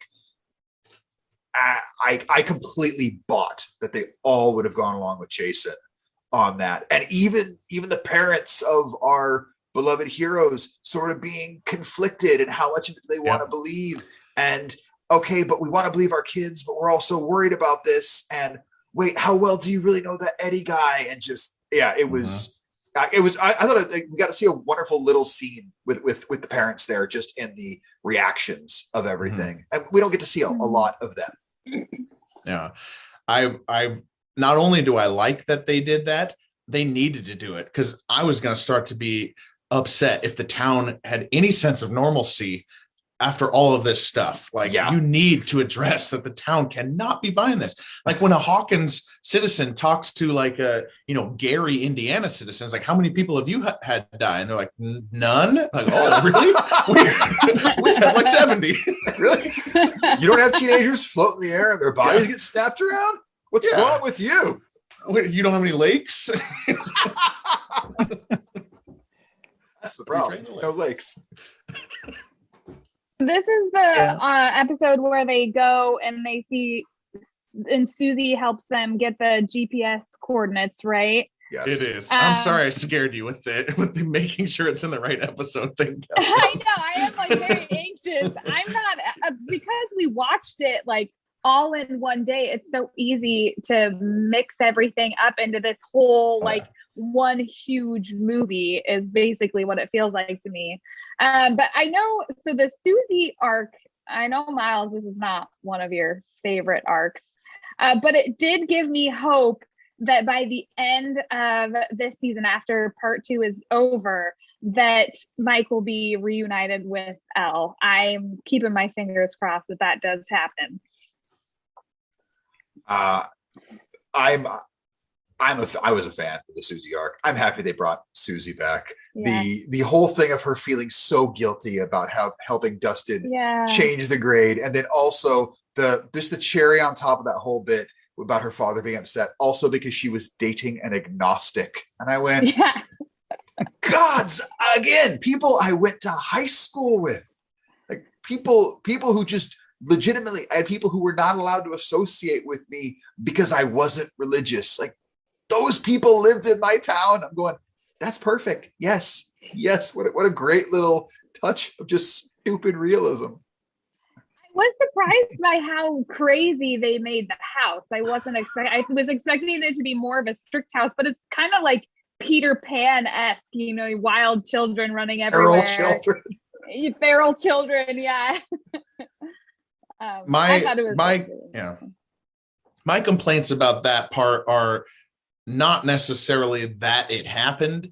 It took me out of it that this is just so like unrealistic. Like the kids behaving, the dad like seemingly surprised about the state of his house. Like it just didn't feel lived in like the rest of it did.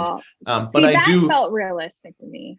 Okay. I think it like brought me back to the it being a religious house where the woman must take care of the children, the man has no responsibility towards that. So he locks himself in the room to work all day while the kids are running rampant because mom's not home.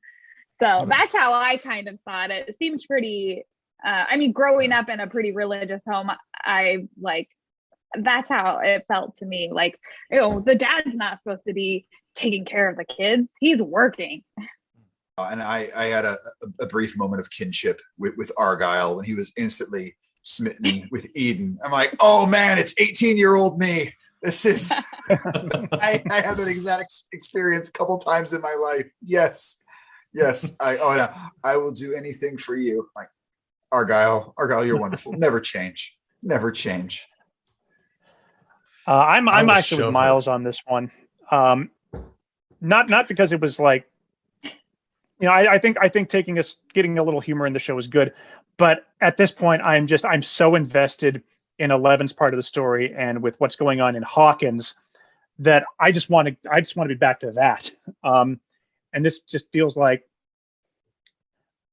I know we need to get Jonathan and Will and everyone back to Hawkins, but it just didn't feel like the deviation that's going to set them quite there yet.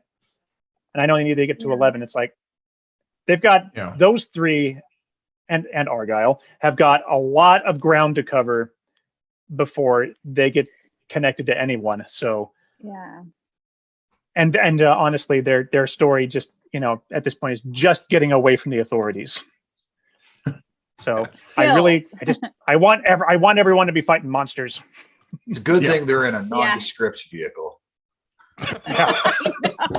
That seems very unrealistic when they have the person following them and they're like, get off the road. Like, how did they lose them? I mean, they have this big pizza van. I had a question about that. I thought that maybe that car wasn't really like following them. They were realizing. That was my theory, is that car was not actually following them. They were just paranoid, and then but it was also the right thing to do in case someone did follow them. But there's no way that car was following them, because if it was, again, you're turning down a patch of desert wide open in a pizza van. Yep. I'm gonna take care of a pet thing here real quick. I'll be right back. So you guys go with chapter 7. Make the Ninja Turtles jealous. Oh yeah, no, oh gosh. And we have my favorite episode was just chapter 7.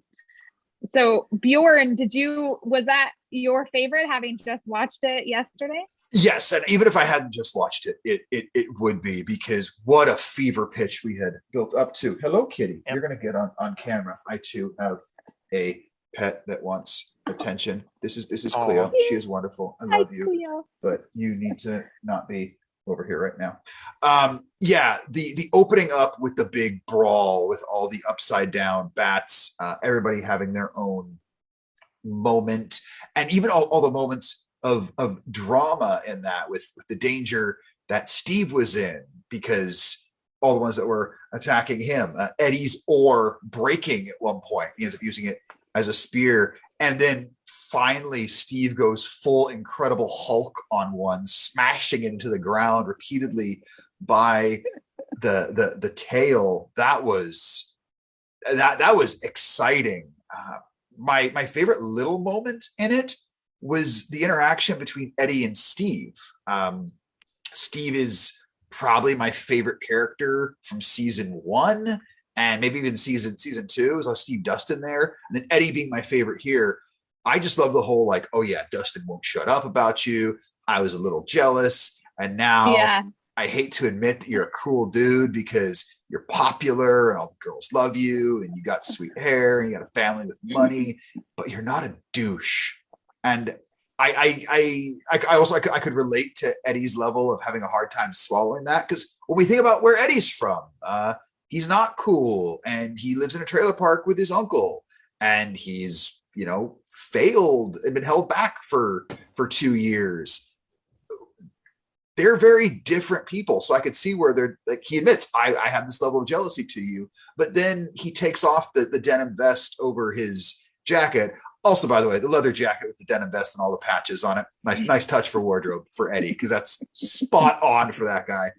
But those vests with all those patches, to anybody who has that's special. Like your vest, like anybody who's a metalhead or punk rock, anyone who's got all of that, that's something for them. You're saying a lot about yourself. So to me, that was such a cool moment when he gave that to Steve, but he's like, oh, cover up. That was his reasoning for it. I'm going, no, that's actually a really, really touching instant between them going into what that piece of clothing represents. And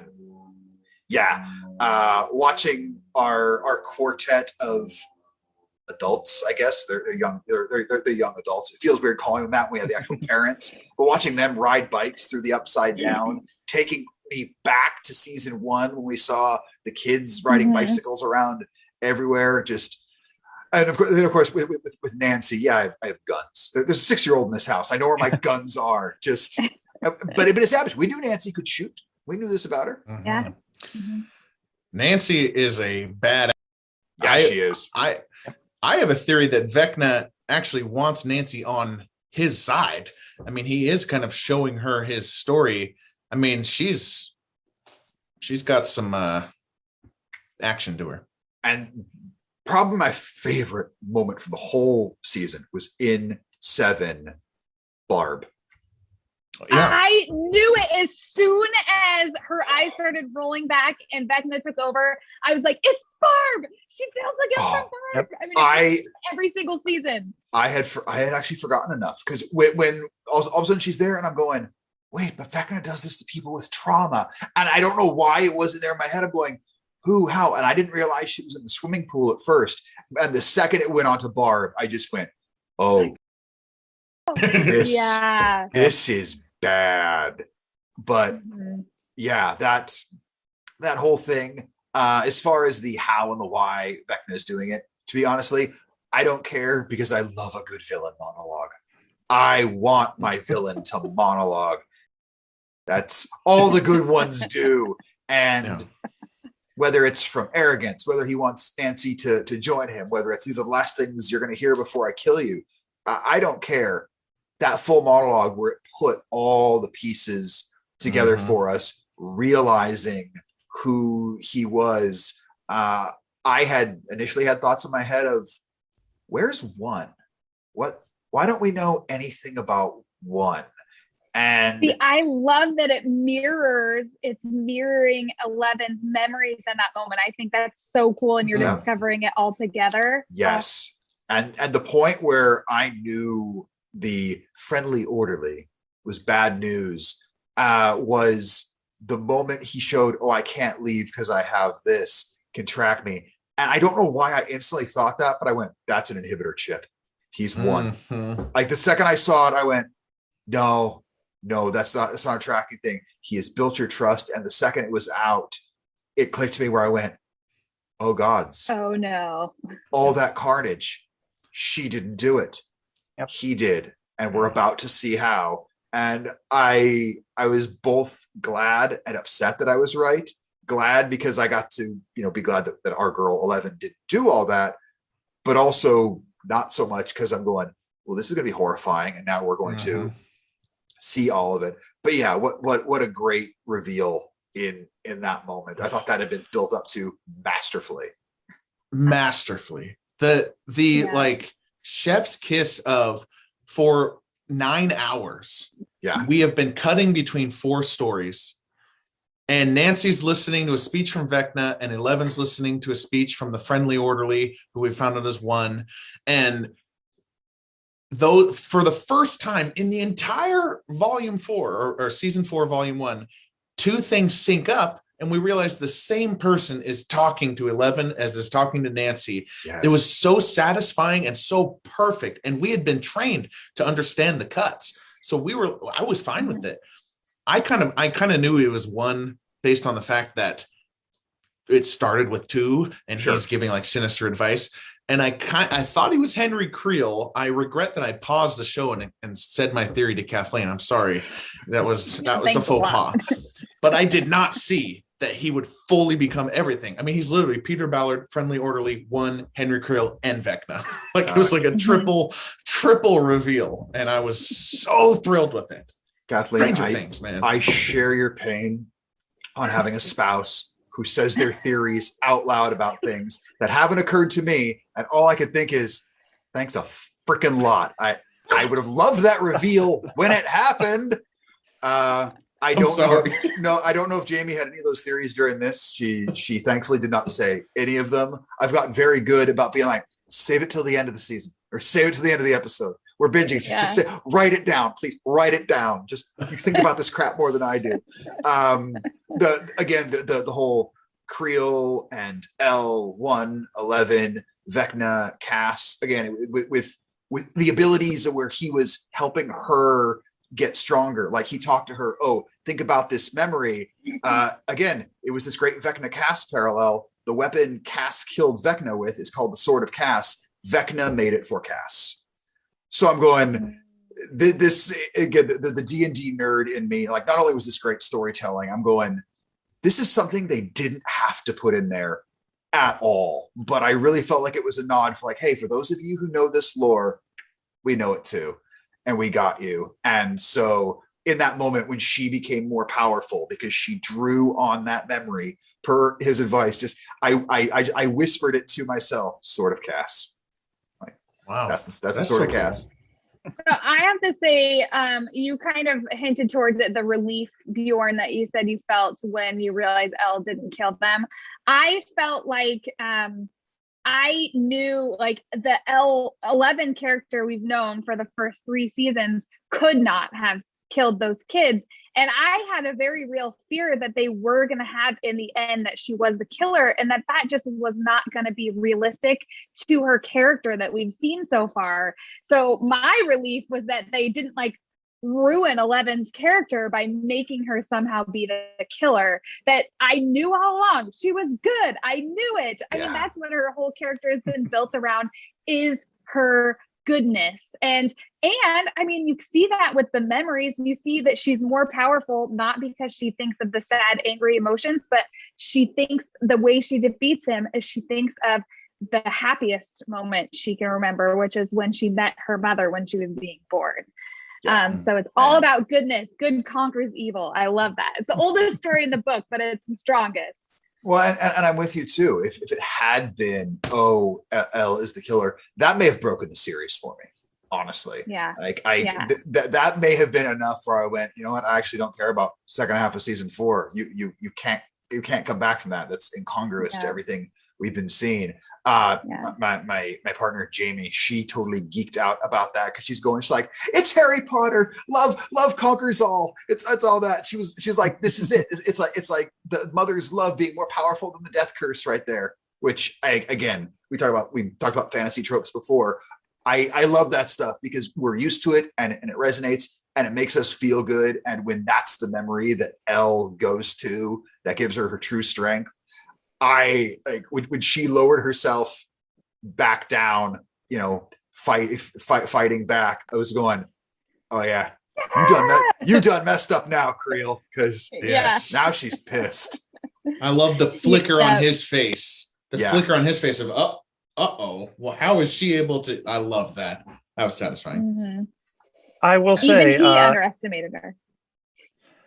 If it had been Elle who had caused the massacre, I still think I would have tuned in for volume 2 because I would want to know, okay, how are the writers going to get themselves out of this one? Well, what'll happen is these eagles will fly in, you see. But I mean, Elle may not be the villain, but now she gets to, you know, realize, you know, she has the burden of responsibility of, I created the villain. Mm-hmm. Yeah. Yeah, the Mind Flayer has made a point, and it seems like in the teaser trailer, made a point to blame Elle. Yep. You started this. You know, this is because of you. It can't stop now. And I think she's going to take that internally. Yeah, so she still has a giant weight to carry. I think you're totally right, man. Well, that was Chapter 7, The Massacre at Hawkins' Lab. You know this one is big because the Duffer Brothers handled it all by themselves, writing and directing. And you can tell our responses are pretty much similar to everyone else's. This is the highest rated episode of season 7, 9.7 on IMDb. Once again, NA for Rotten Tomatoes. Come on, critics. And also the whole battle against the Demogorgon at the Russian compound. We haven't even touched on that. That was masterfully done. The way it was built up to, Hopper getting a hold of the different things he needed to create fire, which has been established. Those things don't like fire. Again, this is yet another great trope. Technology not working. When the lighter wouldn't work, I'm going, yep. Oh, of course, we've seen this a million times. It's like the classic car or plane that won't start. I was very worried. His former guard buddy that there in the prison, I was so sure he was going to make the noble sacrifice to help save Hopper. Very glad he hasn't kicked the bucket yet. I don't think he's making it out of the season, but I'm glad he at least made the midseason break because I really liked him. Yeah. Dmitry Antonov. Yes, I loved. He is a perfect foil for Hopper. Yeah, and they've kind of played with this, begrudging respect between soldiers. Hopper fights for America, Dmitry fights for Russia. Sort of. I mean, they're clearly not too loyal to their countries, but it's not about that. But just these, they do have more in common than they think. And I really want to see more of that. And as much as I, criticized the plot between Joyce and Hopper just taking too long to resolve itself and get back to sort of the real lore of the show. Oh, my cold, cold heart melted when they reunited. Oh, it was perfect. It was so beautiful. Man, his delayed reaction. Yeah. He hugs her and he is not happy, and he finally becomes happy because you can see his inner workings of the curse speech. I am the curse. I'm the danger to Joyce. And he finally comes to it. And then the smile breaks. I swear it's 30 to 45 seconds before he smiles. I mean, maybe that's just playing tricks with my mind, but that was so sweet. It's he didn't sense that it was real yet. It took him a while to realize that she was truly there. Sorry, go ahead. No, I was slightly different topic, same set of scenes. Small part, but just one I thought was amazing. The Russian guard who was refusing to open the gate of I you know what? I do that and I set that thing loose against all these people and I am not gonna sentence all of them to death. It was just a little bit, but I loved what he was saying because I'm going, I'm actually on this guy's side here. Right. Two, I thought it was masterfully acted, but I thought it was so great. Open that. No. Okay, you're gonna kill me if I don't. Great. Well, they all die if I do. So guess what? Yeah. I choose me then. Pull the trigger. I loved that because it didn't come off as oh, you filthy American pigs. It was straight up, I'm not gonna sentence these people to death. Yeah. Little thing. Loved it. Hello, Kitty. I feel part 2, we're gonna see the Demogorgon has escaped, with Joyce when she's hitting all those buttons and you can see the fencing turns off, just waiting for that to be the next big scene when we come into part 2. It's a great point. We do not know what has happened. It's going to be basically the shot from Jurassic Park where we see the section of the raptor pen is torn out. That's what it's going to be. Oh yeah. So we just need a Demogorgon Saurus Rex to take care of the raptor. Yeah. Miles, Saurus Rex and raptors those are dinosaurs. I'm out. I'm out if it's dinosaurs. All right, that's going through episode by episode. Kathleen, how do you think this season compares to the previous seasons so far, given that we're not done with it quite yet? Well, I think that, and I kind of said it in the beginning of this podcast as well, that they're not kids anymore. They're growing up, and you're seeing that has evolved too by this. It's more serious. It's more adult than the first 3 seasons were. Also, I feel like they're much more separated, which realistically also happens as you grow and you're becoming your own individual and you're finding yourself. Everybody's stories are very separate. I have to tell you, I'm really hoping that by the end of this season that they all come back together. Bjorn, how would you compare this season to the other three? I think this is the second best season of all of them. And that's because nothing can touch season one. Especially for me, when I watched season one, I think it had been out on Netflix for maybe a week and a half. And it just happened to be this thing that Jamie heard about going, hey, I guess there's this series that's kind of sci-fi set in the 80s. I went, we should watch it. And then about a month and a half later, it blew up. So I had no opinion of it going in. So by the end of the disappearance of Will Byers, I was completely in. What is this place? What is this whole story? And nothing, I think, for something that good, it's like the first album of a band you fall in love with. Like nothing can recapture that magic. But I think this came the closest of going, this is a story I care about. Even though our characters are separated, I'm interested in all their stories and how it's eventually going to come together. And then all the references to previous seasons, everything in the Dear Billy episode, seeing Barb, just, references to everything in the past with 11, the reminder of her memories, the notion of like, oh, that's right, we do know her name is Jane. Like, just all this little stuff coming full circle here. I loved it, and I'm mad it's not July right now. I loved it as well. Compared to season one, it cannot by necessity capture the mystery, right? Because we didn't know anything. So yeah, I'll probably never be able to give anything. The only way season 5 can be, or season 4 or 5 can be better than season 1 is by erasing all of our collective memories and reintroducing us to these characters. Because the secret sauce of this show is the great characters. Yeah, that there are so many. And what I liked about season 4 is Millie Bobby Brown and Sadie Sink. We're kind of, the party has carried us, the quote unquote Dustin, Lucas, Will, Mike, they've carried us, but we're at a point where the ladies are taking over. Sadie Sink and Millie Bobby Brown are performing. I mean, I honestly think they both should get Emmy supporting actress nominees from this. And I am not an informed observer. I'm a biased observer, but they both brought a gravitas to this, that this is why season 4 might be my second favorite. No argument here. Yeah. Oh yeah, that's where I stand too. Season 4 is easily my number 2. Can't recapture that magic of the first one. That's just the way it is.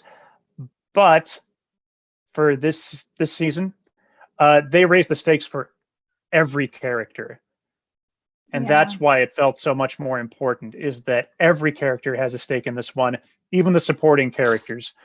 Yeah. So I really am worried about, who is going to die in the next 2 episodes. Because if any one of them dies, it's going to be heartbreaking. Mm-hmm. Mm-hmm. And yeah, you're right. How does season 5 better than season 1? Yeah, you have to erase our minds, because unless they are able to just end game it somehow and really just make it like the biggest thing on television, there's just something special about 1. Mm-hmm. Yeah, it's true. Talked a little bit about Vecna, but I do want to officially ask this question. How would you rank Vecna /1 Henry Creel among the villains of the Stranger Things canon? Number 1. Yes. I put him at absolute number 1.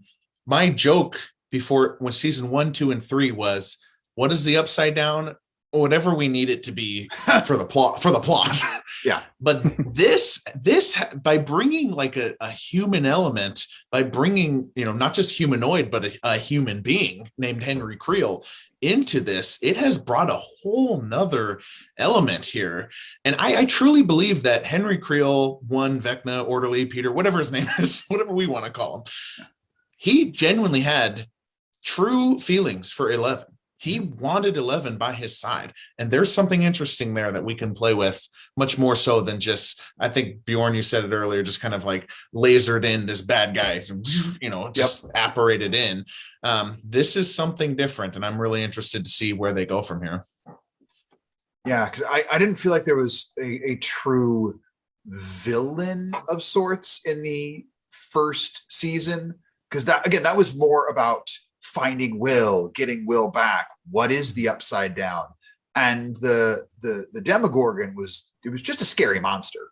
And not that it wasn't a scary monster, because I'll say the first time we saw it and that like flower head of its opened up, yeah, that was definitely some shit. I'm going, I've not seen a monster quite like this before. I dig it. And then, what we dealt with what they called the Mind Flayer after that was interesting, but I didn't find it this compelling antagonist. It was sort of there. And I never felt like we ever really answered, well, why is it doing anything it's doing other than to give us, some quality television. We've got someone with actual motivation here, and I'm in for it.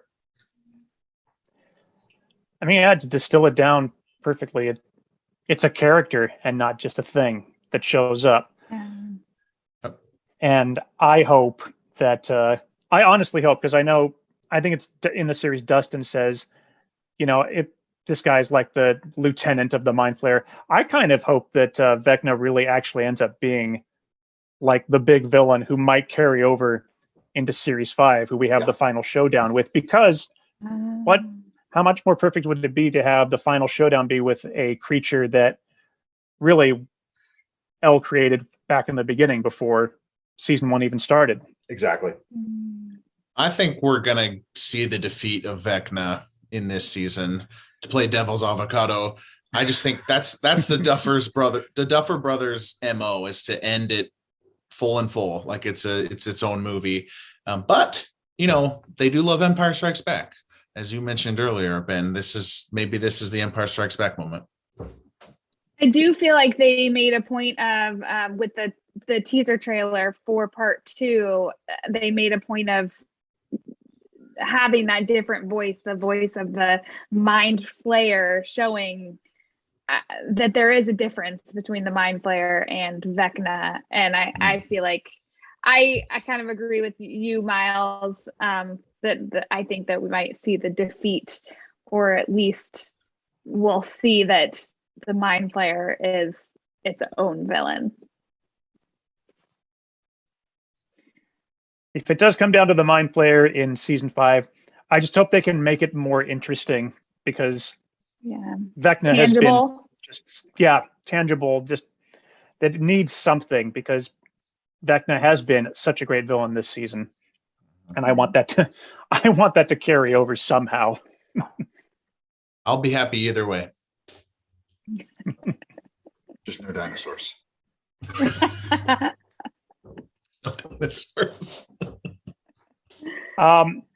So, I'm gonna ask, how did splitting up the main cast change the way the story was told this season? Bjorn, I'm going to go to you first on this one. I loved it.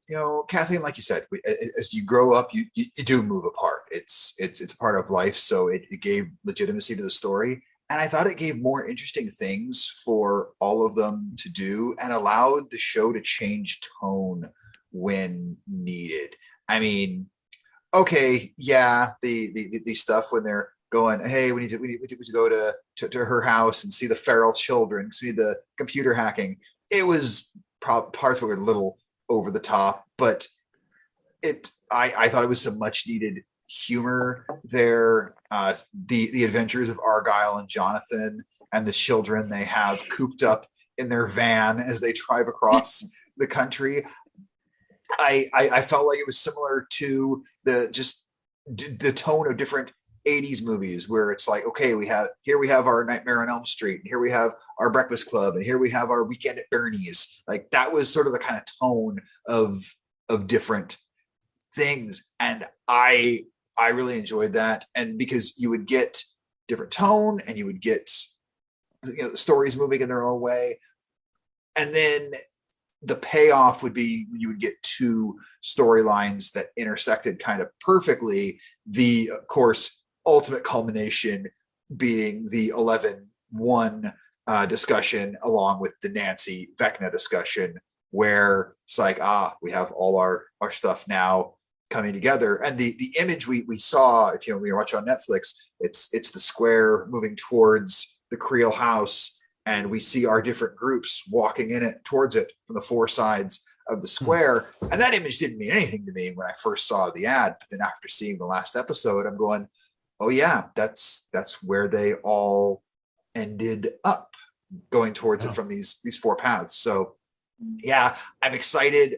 Is it taken a long time for Mike to get to L? Yeah, but he is going to get there, and we're going to be thrilled when it happens. And slowly everyone's going to come together, because it's all about getting back to Hawkins, where this all happens. I think if they had all been in Hawkins from jump, there's no way you can stretch this out as long as they're doing with two parts. And this is a way to stretch it out where it doesn't just feel like, we want more money from Netflix to make more episodes. It feels like an actual worthwhile storytelling device, while also getting said money from Netflix to make more episodes. Because what's better than money? More money. A little bit more money.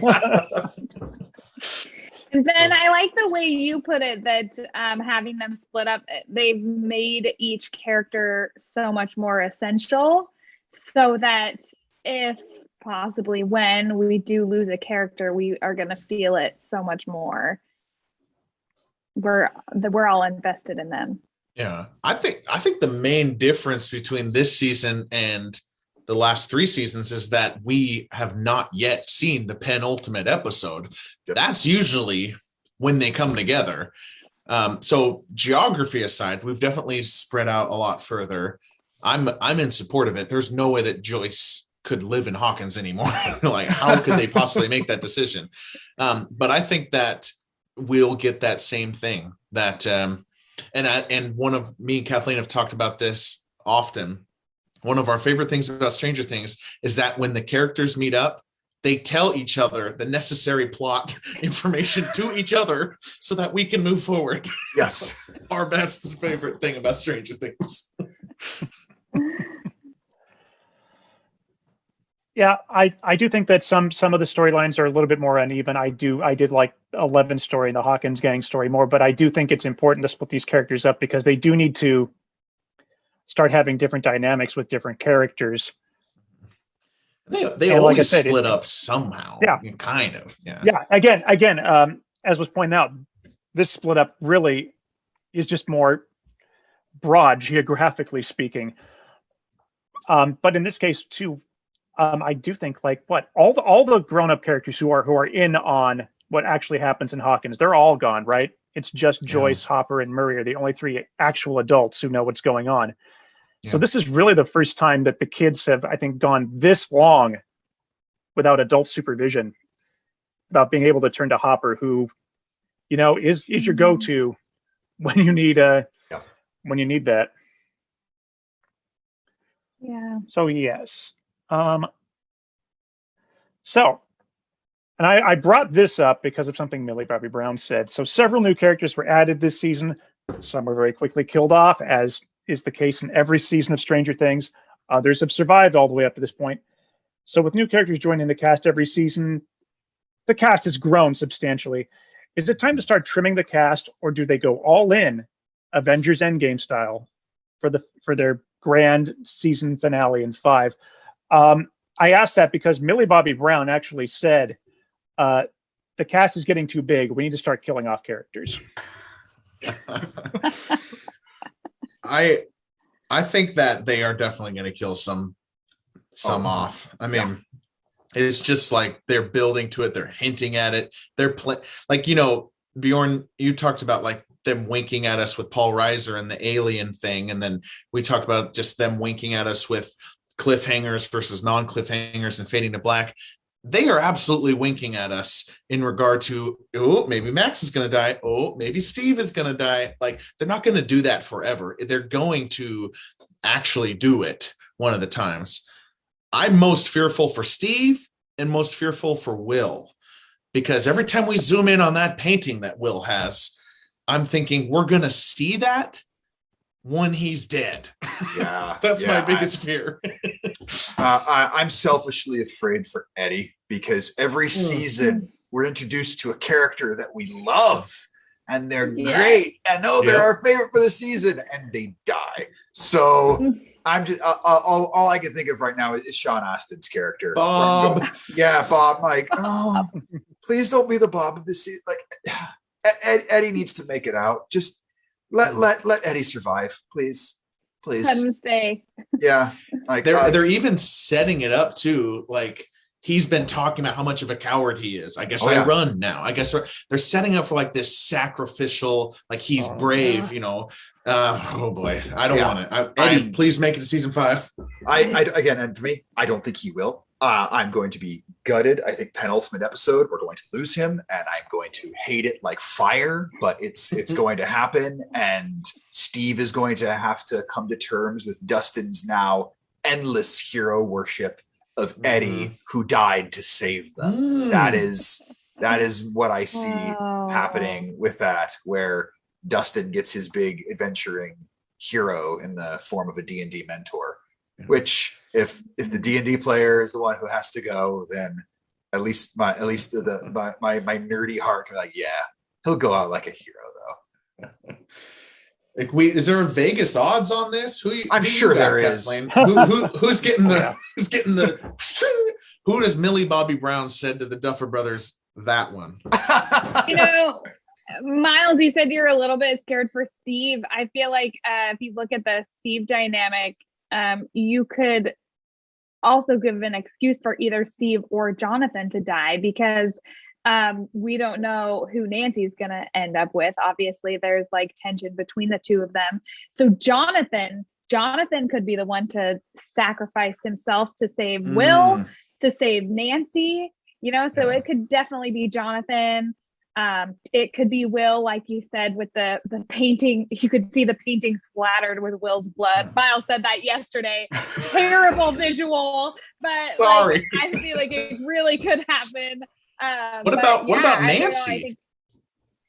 She's currently in Vecna's mind. Yeah, Nancy's got strong final girl vibes.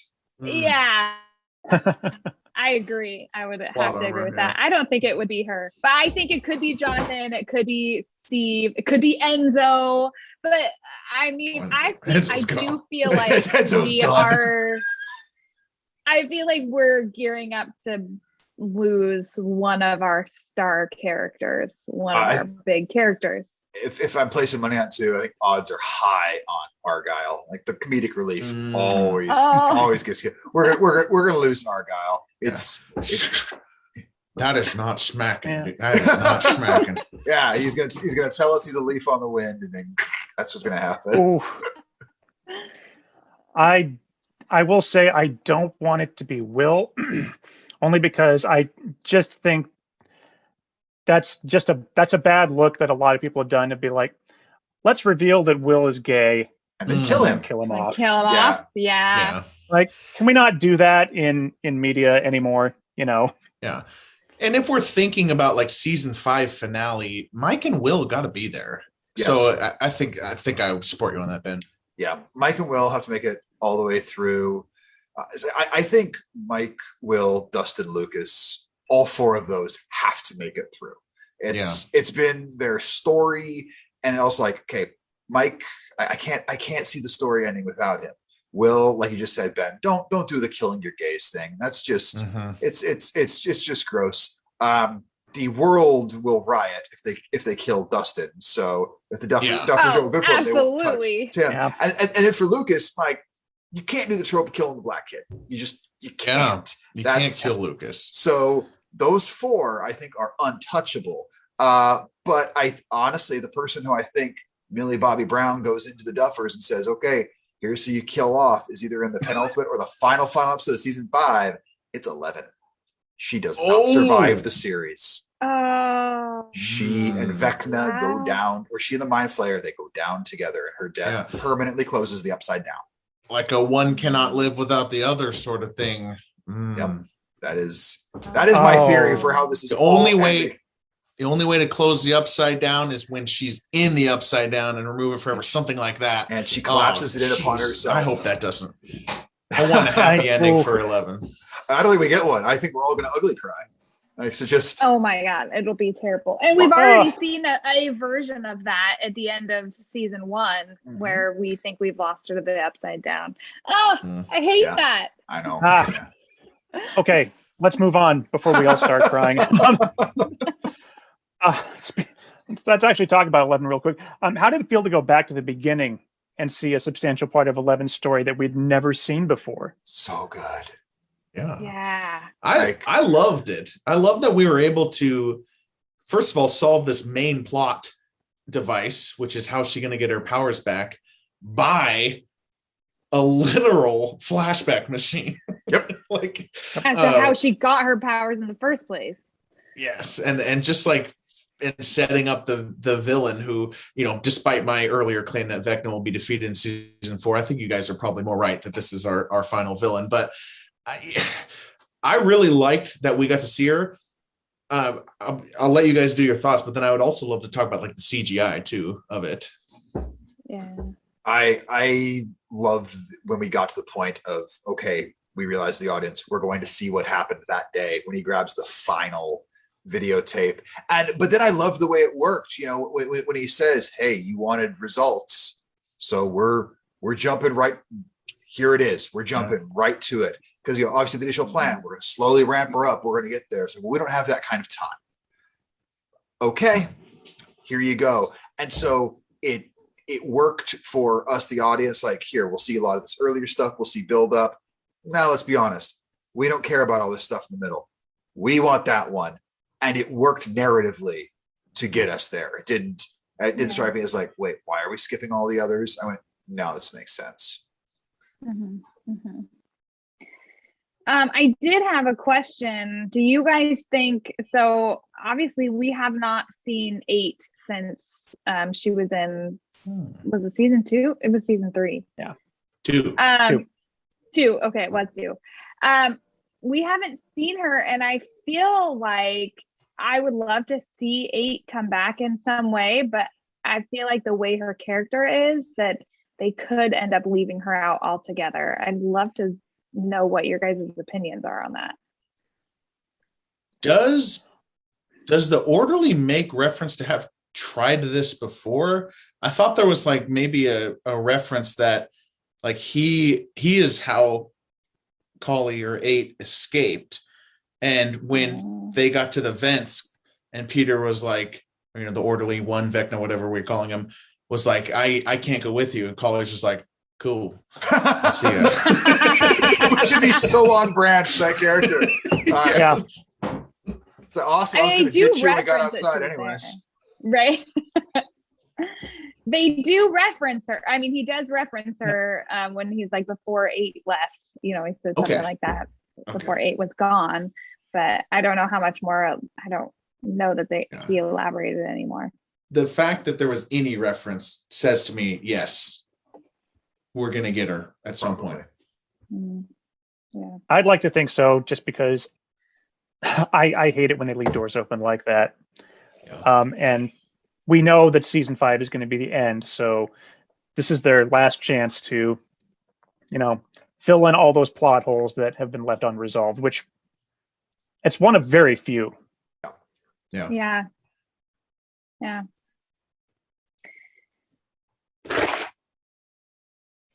Let's talk about music for a second. And I just want to say, Miles, how delightful is it that, we get to talk about music and television again after we had that splendid conversation about Moon Knight. Yeah. This is just a great year. Yeah, I only join you for the shows that are heavily into music. And I know we're 2 hours and 20 minutes in, but I'll stop phoning it in now. Let's do it. Yeah, Kate Bush is running up that hill. Has exploded in popularity since appearing on the show. We've kind of talked about how the song affects the storytelling, but how phenomenal is it that this show has connected this song to a whole new audience? Like, it's charted higher than it ever has here in the US. Yeah. Like, crazily. It's like a combo of like the right time for Kate Bush. I didn't know much about Kate Bush before this. And when you go back and you see her body of work and the way that she produced her own stuff at a time when it was very difficult to do that, she like was ahead of her time, and now here we are later, and she fits in well. So I think it's the perfect like artist mash with the cultural moment of Stranger Things 4. I loved the use of this song. They enhance it a lot with synthesizer swells, and there's a lot of percussive stuff that's going on that is not in the actual song. But Kathleen and I were talking yesterday about another moment they used the song. Kathleen, in the chapter 1, when what is it? So Yeah. Max has the headphones on, and it's swapping between 11's story in 11. California and Max's story in Hawkins, and the lyrics take on like a truly like, what is that? If we can make a deal with God and get him to swap our places, it's like this is the perfect song for the perfect season at the right time. It could not be happier with like the resonance that this has hit. Well, like you said too, with everything for Kate Bush, said producing a lot of her own stuff, particularly of that time, it makes so much sense that the character of Max, that would be the artist she gravitated towards, because she wouldn't be listening to something like Madonna. That's just not who that character is. Something so popular and mainstream, she's going to gravitate towards something a little different. So just also on that choice of it, where I'm going, yes, I believe she listens to this. Yes. And I love Lucas's line where he says, she's like, "You're a Kate Bush fan?" And Lucas said, "I am now." They knew this was going to happen. That line seems like you are now. Yep. And the thing with this song is that, I knew this song before the Stranger Things 4 came out. But the fact that everybody loves Stranger Things so much, they love Max so much, it just gives more power to this song, because it just gives you another reason to love and enjoy this song. Yeah. And Ben, like you said, the success of the song charting higher in 2022 than it did when it was released, I feel like that's a good sign for season 5, that we're going to get some really good music now that the musical artists have seen, the benefit of it. And there's one artist, or a state of an artist, that we just need to see for this to be a true 80s show, and that is Prince. We need some Prince in season 5. It has to happen.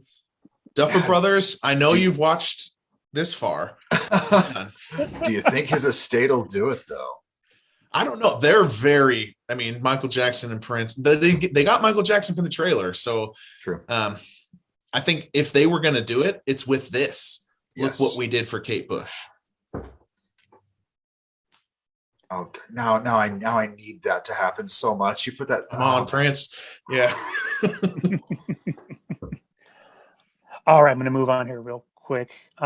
Did the split in this season work for you? Does it strike a balance between the traditional Netflix binge approach and the weekly release approach that other platforms utilize? Or would you prefer to delay and get the entire season all at once? And I will say that they did reveal last week that the final 2 episodes are still being worked on right now. So that is one reason that we did not get the entire season drop all at once. Though I'm curious, like, why didn't they just wait until July? I mean, I'm not saying that, because I think the split where they did is a great spot. It felt like a full season to me. Like that felt like the ending. Like, the only thing that's going to make this different of extended seasons, we know it's picking up right there. Everything didn't fully resolve with the defeat of a villain that we've seen the previous 3. But yeah, this didn't feel like why are we stopping there?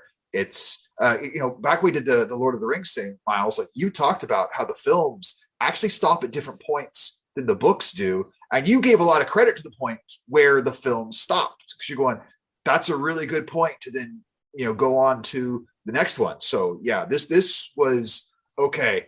We've got everything revealed. We now know who Vecna is, and for that build up, I'm going, no, I'm glad I get to sort of simmer on that for a couple weeks and go, okay, now where are we going to go from there?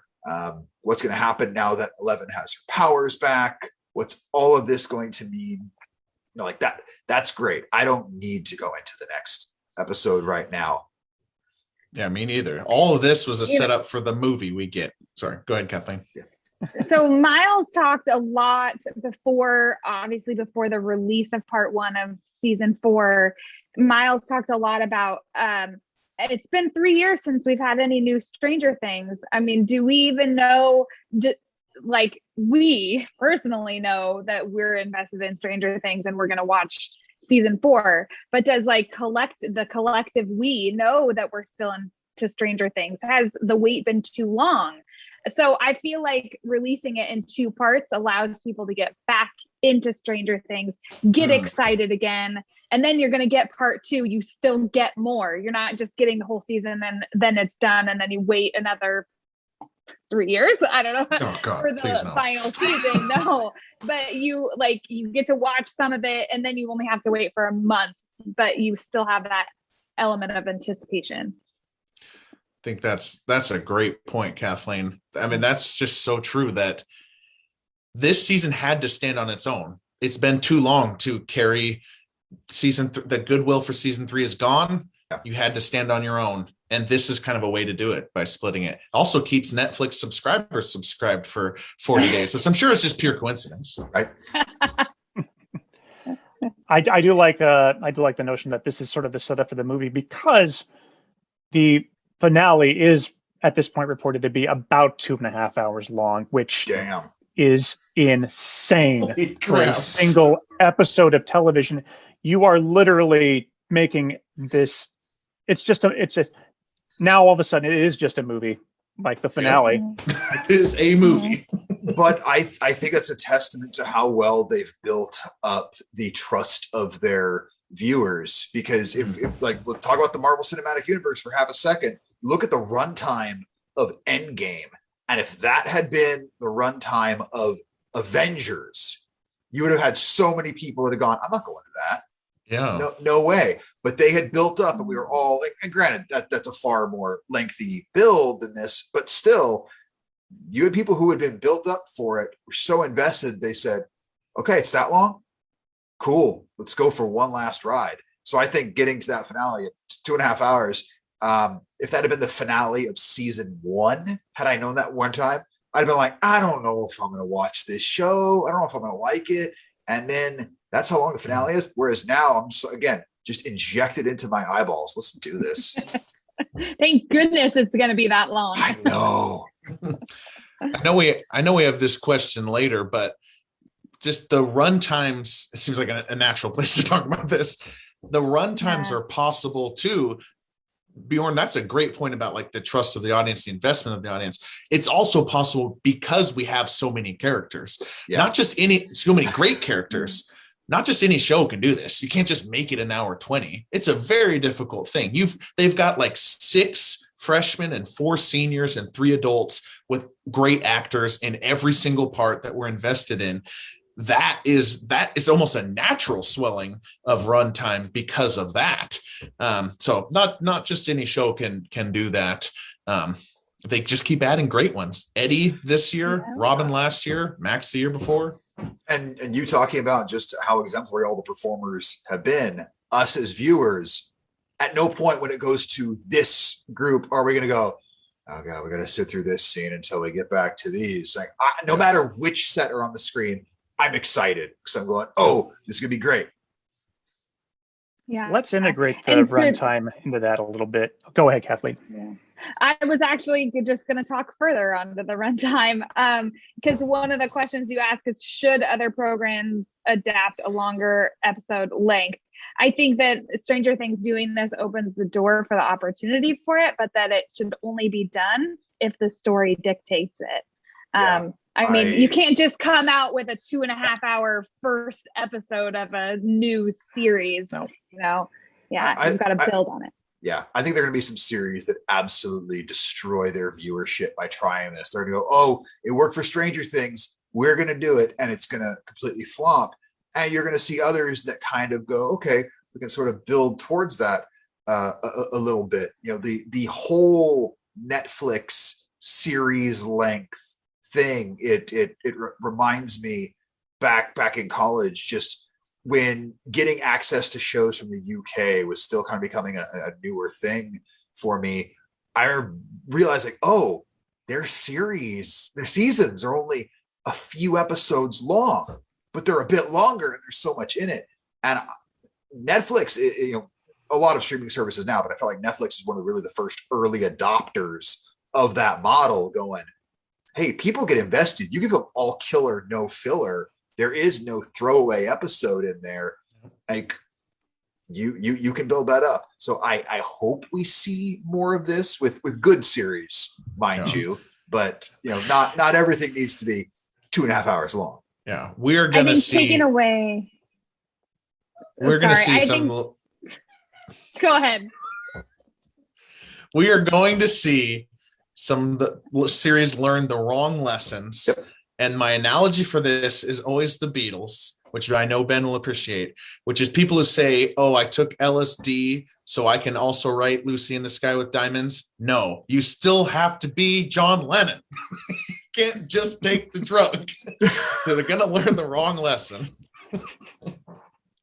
I think taking away the restriction that requires episodes to be specific lengths or movies to be specific lengths are going to open the door to allow true storytellers to tell the entire story rather than like cutting out crucial like parts of a story just to make it fit some sort of platform. And I think if they stick the landing the second half of season 4, as long as it stays quality, they can do anything they want with episode length of season 5. And people will be in partially. And I know this because I live with one of them. There are some people that are still very salty with how Game of Thrones ended and how I am HBO offered them a giant sack of money to make season 7 full length and then an entire 8th season. And they went, nah, 7 episodes. We got this, baby. And then everything got so rushed. So I think that viewership in particular, because there's so much overlap, where they're going to go, oh, you're going to tie up all these loose ends in nice lengthy episodes to give us a quality storyline out to the end. I'm in. Like, I wouldn't be surprised if that conversation happened somewhere. They said, look, Game of Thrones F the dog on this one. Why don't we show everyone how it's done? Yes. That's been my biggest fear. My biggest fear with Stranger Things, that'll be a repeat of that. This is another reason why you take your medicine and you just accept that Hopper survived, because otherwise you get to a finale and you don't know who any of these characters are. They don't even matter because they're all dead. Yeah. Sometimes you've got to keep the characters that the audience cares about. I'm a Walking Dead fan. They're about to go into their final portion of the final season. But the one big critique I have, I'm going, most of the characters that I really fell in love with this show for are all gone. There are only a couple left that I actually give a crap about. And mostly I'm there just because I really like zombies. So I'm going, I was always in this show for the zombies. Like the actual talking characters are very secondary to me. But yeah, this I think is going to be all the people who are still salty over Game of Thrones that watch this. I think they're going to wash that bad taste out. And everyone's just going to be like, yeah, at least we have the Duffers. I sure hope so. And yeah, it's interesting. Game of Thrones is so interesting to talk about in comparison to this because it became a really popular show to watch on HBO's streaming platforms, but it was still a show that they would broadcast at 9:00 on Sunday nights on HBO. So, with the exception of a handful of episodes, they were still kind of restricted to, well, we need to make it about an hour long.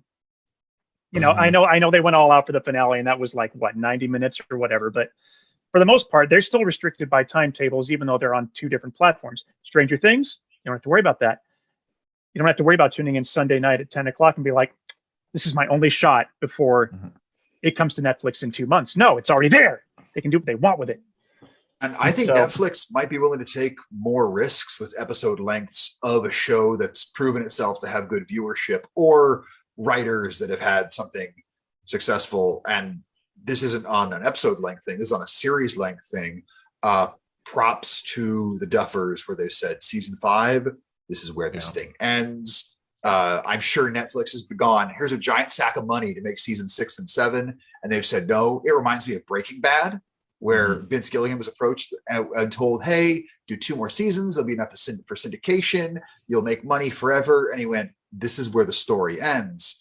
And because of that, that series is looked at as a masterpiece, as opposed to what the crap are these 2 seasons, which is, again, why I think we're going to get that with Stranger Things, where it's going to hit that ending. They know what the finale is. There is no, how do we pad this until we get there? So you get a Breaking Bad ending as opposed to a How I Met Your Mother ending.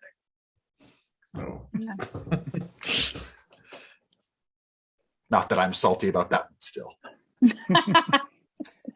I do want to see other platforms take a little bit more risk with some of their shows that they can, particularly Disney with Star Wars and Marvel, because Miles, you and I already talked about in Moon Knight, like, man, Moon Knight was really great, and then it ended.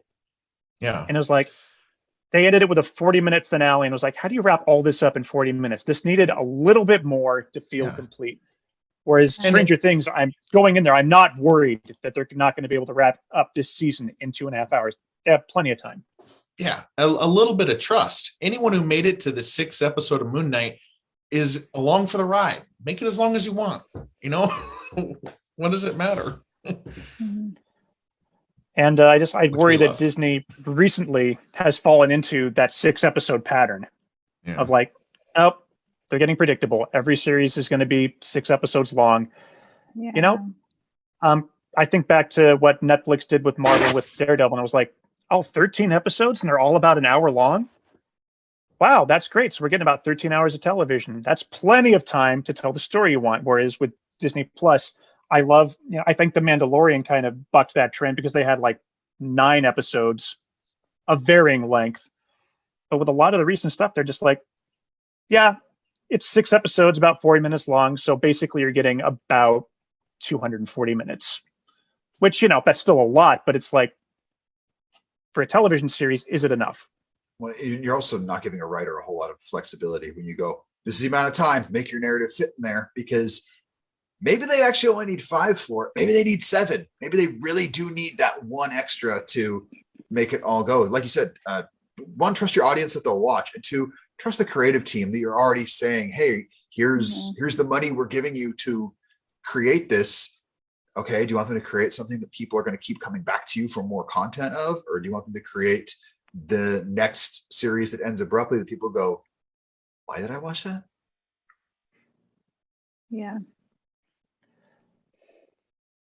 And again, let's make sure it's all within a reasonable, you know, if you don't have the budget for it, then don't do it. But if you have the budget for it, Netflix, throw all your money at the Duffer Brothers.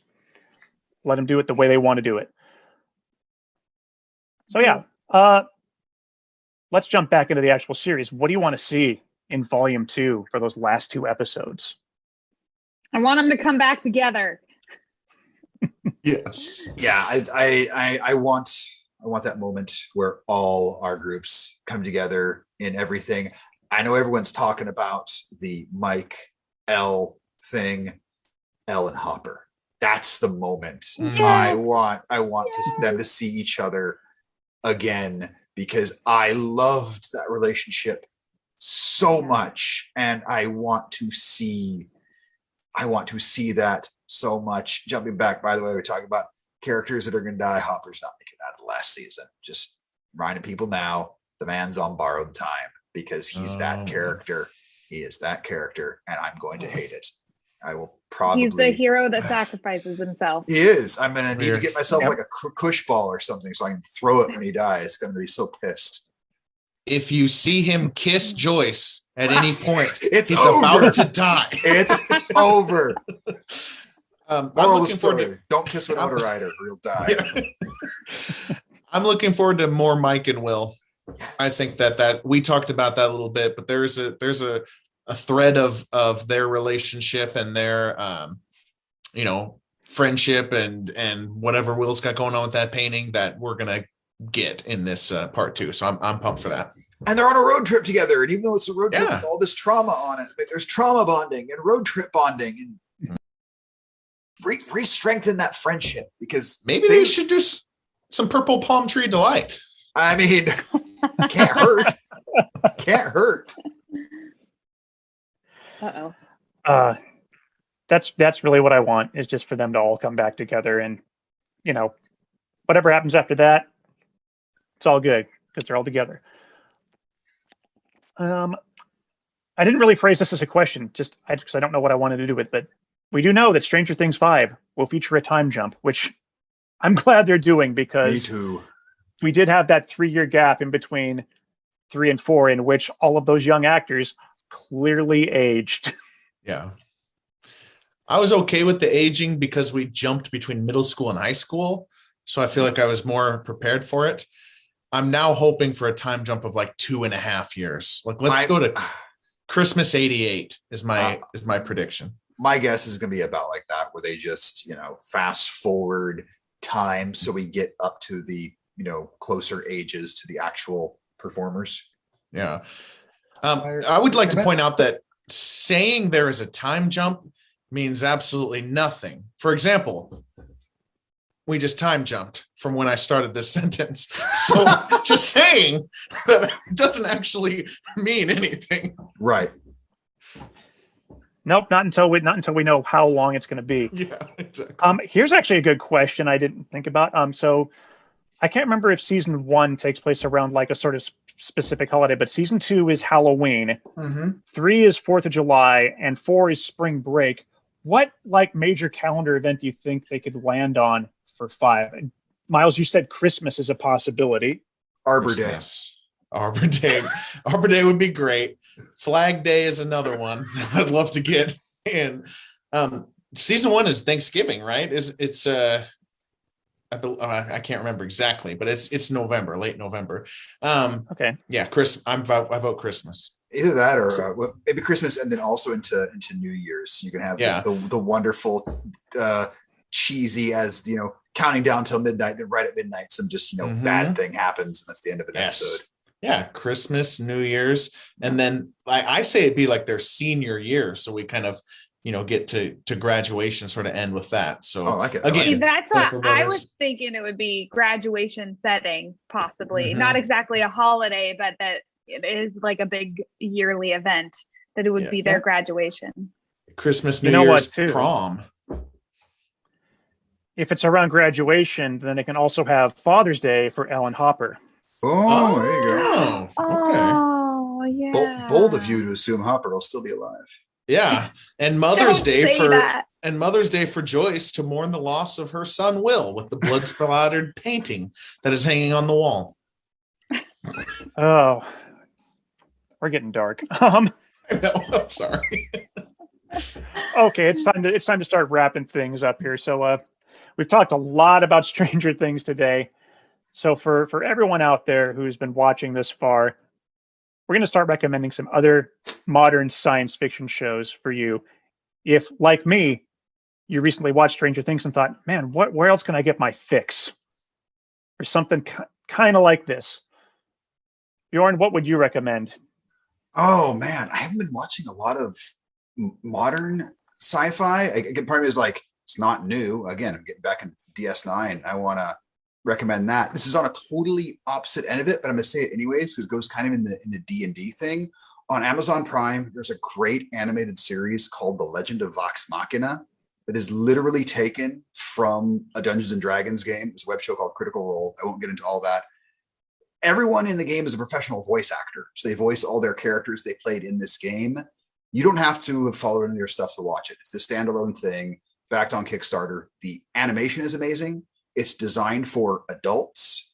The first episode really lets you know who these characters are. And the arc it goes on is dark and it's good. Gothic horror. It's got a little bit of sci-fi steampunk-ness with one of the characters because he builds his own guns, even though it's sort of a more high fantasy medieval setting. But it's so freaking good. And I would recommend that to anybody. And I guess then outside of that, rewatch Red Dwarf. I know that's not recent, but it's always worth rewatching. I think I should broaden the spectrum here to fantasy and horror, because I typically think of Stranger Things as science fiction, but they clearly leaned onto the horror element. Oh yeah, and to tie in with D&D, clearly shows a love of fantasy. So thank you, Bjorn, for broadening that spectrum. My pleasure. Kathleen, what would you recommend for fans of Stranger Things? I was trying to like stick with the like very similar to Stranger Things. I really enjoyed the Lock and Key series that came out. I saw season 1. I haven't really started watching season 2 yet, but I just I enjoyed the dynamic of like a younger group. You know, of course, there's siblings in that series. I don't know if you guys have watched it also, but it has that fantasy element into it. I don't know. It's a really good show. I highly recommend checking it out. A little bit,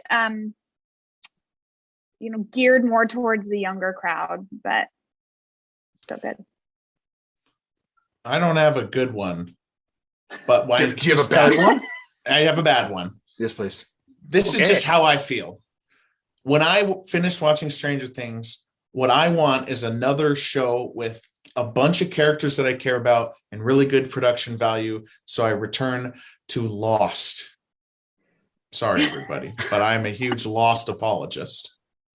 You know, I've never seen it, Lost so is I can't. easier now. I can't. It's easier now that you can stream it than when it actually came out, where you had to watch it episode by episode on TV. What I appreciate about Lost and Stranger Things is the ensemble cast and how many great characters there are. I think that's what I crave after I finish Stranger Things. I just, there's 12 legitimately good actors in interesting parts. The structure of Lost, which is kind of like a character per episode, what's happening now, what's happening, and a flashback to something is way different than Stranger Things. And obviously there's no 80s aspect, but that's what I think of.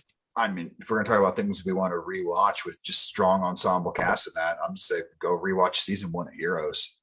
Mm-hmm. Yeah, season 1 was fantastic. And thankfully, they never made it anymore.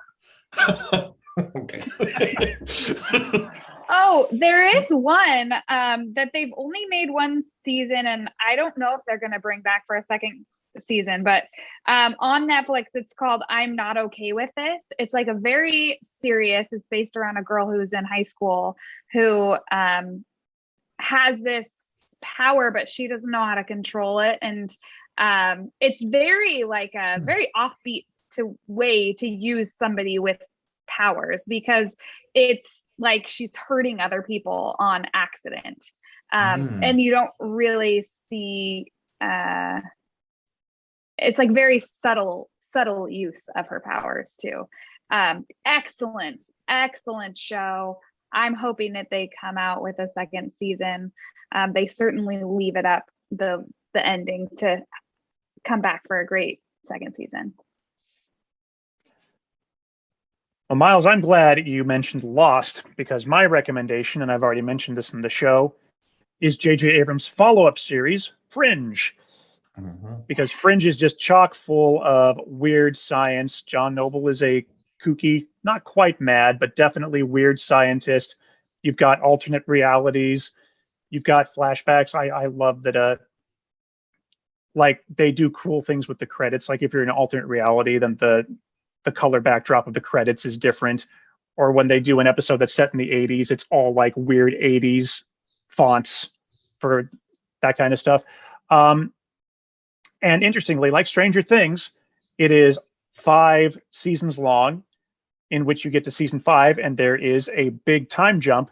The difference being there's a time jump in this one because after season 4, because this was a Fox show, Fox said, you're done. And they were like, oh, crap, we have like at least 2 more seasons worth of story to cover. So we're just going to have to jump. But it's a lot of fun, and it's J.J. Abrams, and I think it's the writers of his writing team behind the first Star Trek that he directed. So there's a lot of sort of weird, like, fun stuff, and it's got some absolutely amazing cameos I'd forgotten about. Like, I think Chadwick Boseman shows up in season 2, and Meghan Markle is in a few episodes. Wow. It's just a wild series. Like I said, alternate realities, and it's also very much inspired by the X-Files in the sense that it's a government agency that's investigating weird stuff.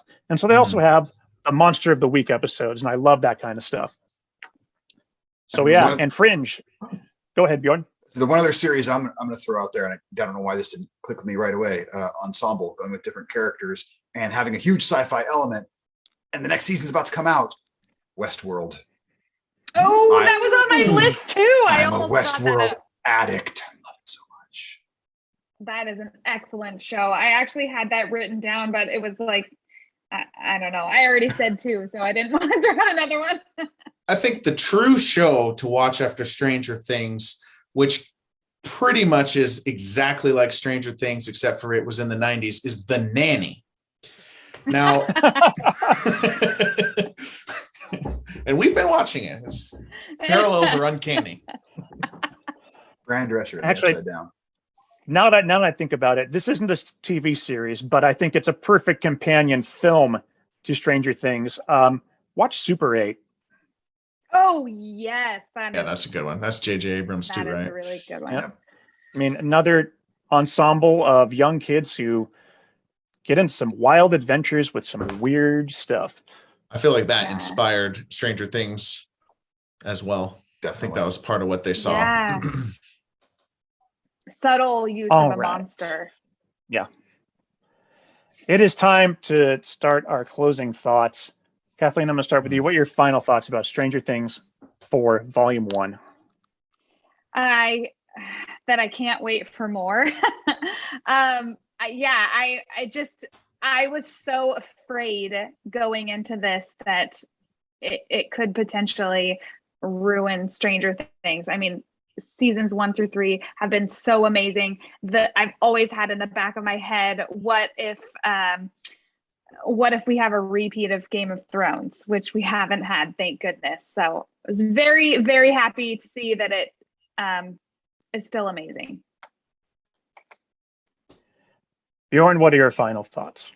I'm glad I only have to wait 2.5 weeks for the rest of it. I think, we talked about building trust with episode length. They have my trust in the storytelling. I have no doubt the second half is going to be exemplary. And then the only thing I'll be upset about is waiting for season 5. But as far as this season, I could not be more hyped. I feel like we see where it's going to start going. And the only thing I'm going to hate is when we start losing characters. It's been nice knowing you, Murray.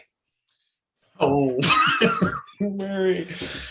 I think this is the best show that is currently going right now. It's about the characters, not the lore, but they've brought an interesting element of lore in this season specifically. So it's kind of like the best of both worlds.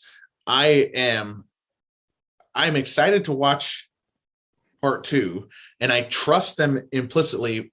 Bjorn, you said, like, I feel like there's a place of trust. What I love about that is they've kind of already laid out the potential plot holes through the voice of Steve and through the voice of Dustin. Like, wait, why did Vecna kill nobody for 20 years? And because that's in the script, I then trust them. They wouldn't put that in there if they didn't know the audience is thinking that too. So I'm ready to love it, and I'm sure I will. For me, this season of Stranger Things, I hadn't lost faith in this series, but I just did not latch on to 2 and 3 the way I had to 1. And 4 brought me back. Brought me back thinking, okay, I'm all in on this show. Nitpicky things aside, I'm really happy that it's back, and that 3-year wait did not kill its momentum. That being said, like everyone else here, I don't want to wait another 3 years for 5. I'm ready for it to be out next summer. And now that I am back into it, I'm worried, and I'm not ready for it to end. I know it's going to be a good ending, but I am not ready. My coworker told me she has not seen any of it, and she's like, I don't know if I'm going to see it. I was like, just wait till season 5 is out, and then I will live vicariously through you, because you'll get to watch it all in a row. Congrats to you. Oh man, that's always fun. Like a year after or more after it's ended, and someone picks it up for the first time. You're just like, oh man, I wish I could be in your shoes. Yep. Experiencing this all from the beginning. Enjoy the ride. All right, it is time for trivia. So I do not have. In 1 second, I forgot to bring up the trivia scores. I think Kathleen and I have the same score, if I remember right. Well, Miles has 2. Bjorn, you are correct. You and Kathleen are tied at 0. Yeah. Oh boy. Currently, Jalen and Travis are in the lead at 5, but it is only June. Still 6 months to go. As long as I keep doing this, I'm hoping everyone gets a good chance at catching up. So, question this week is, what is the reported budget for each individual episode of Stranger Things 4? Is it A, 15 million, B, 25 million, C, 30 million, or D, 50 million? Do we just each go through and guess? Or how's it? Yeah. Oh. Go right ahead. C. See. So I was going to say 2. I'll just go with my second guess is A. Have you ever played Price is Right? No. Someone got it right. And by someone, I mean some ones. Congratulations, Miles and Bjorn. It was 30 million, which is up considerably from the previous seasons, which all had budgets of under 10 million an episode. Wow. So when we were Over talking 10 about million. Netflix Paltry. throwing money at the Duffer Brothers, we weren't lying. That's Worth it. altogether 270 million for this season alone, and that Yeah. is Wow. that is a Marvel movie right there. Yeah. Wow. So Netflix, thank you for having faith in this show, and truly, you can see the 30 million in it. Like, it's the best the show has ever looked. Yeah. Well, All right. I'm now in last place. Don't feel bad. You're tied with several other people. We've got Obi-Wan in the screen with Kathleen. Our dog's name is Obi-Wan. So he's just previewing the next episode I'm going to be on. What was that, Obi? What was the answer? So that is it for episode 48. When we come back next, we're going to be talking about one of the best movies of 2012 that you probably, well done, that you probably haven't seen. That's right. We're going to talk about the 10th anniversary of Cabin in the Woods. Ooh. So until then, I'm Ben Stahl. Thank you, Miles, Bjorn, and Kathleen for joining me here to talk about Stranger Things. Hopefully, I'll be able to have all 3 of you back once part 2 drops, and we can sort of conclude this conversation. Now you know how much we... I know, this went on quite a bit longer than I was expecting, but that's wonderful. So thank you, everyone, for watching, and have fun at the movies and have fun streaming your shows.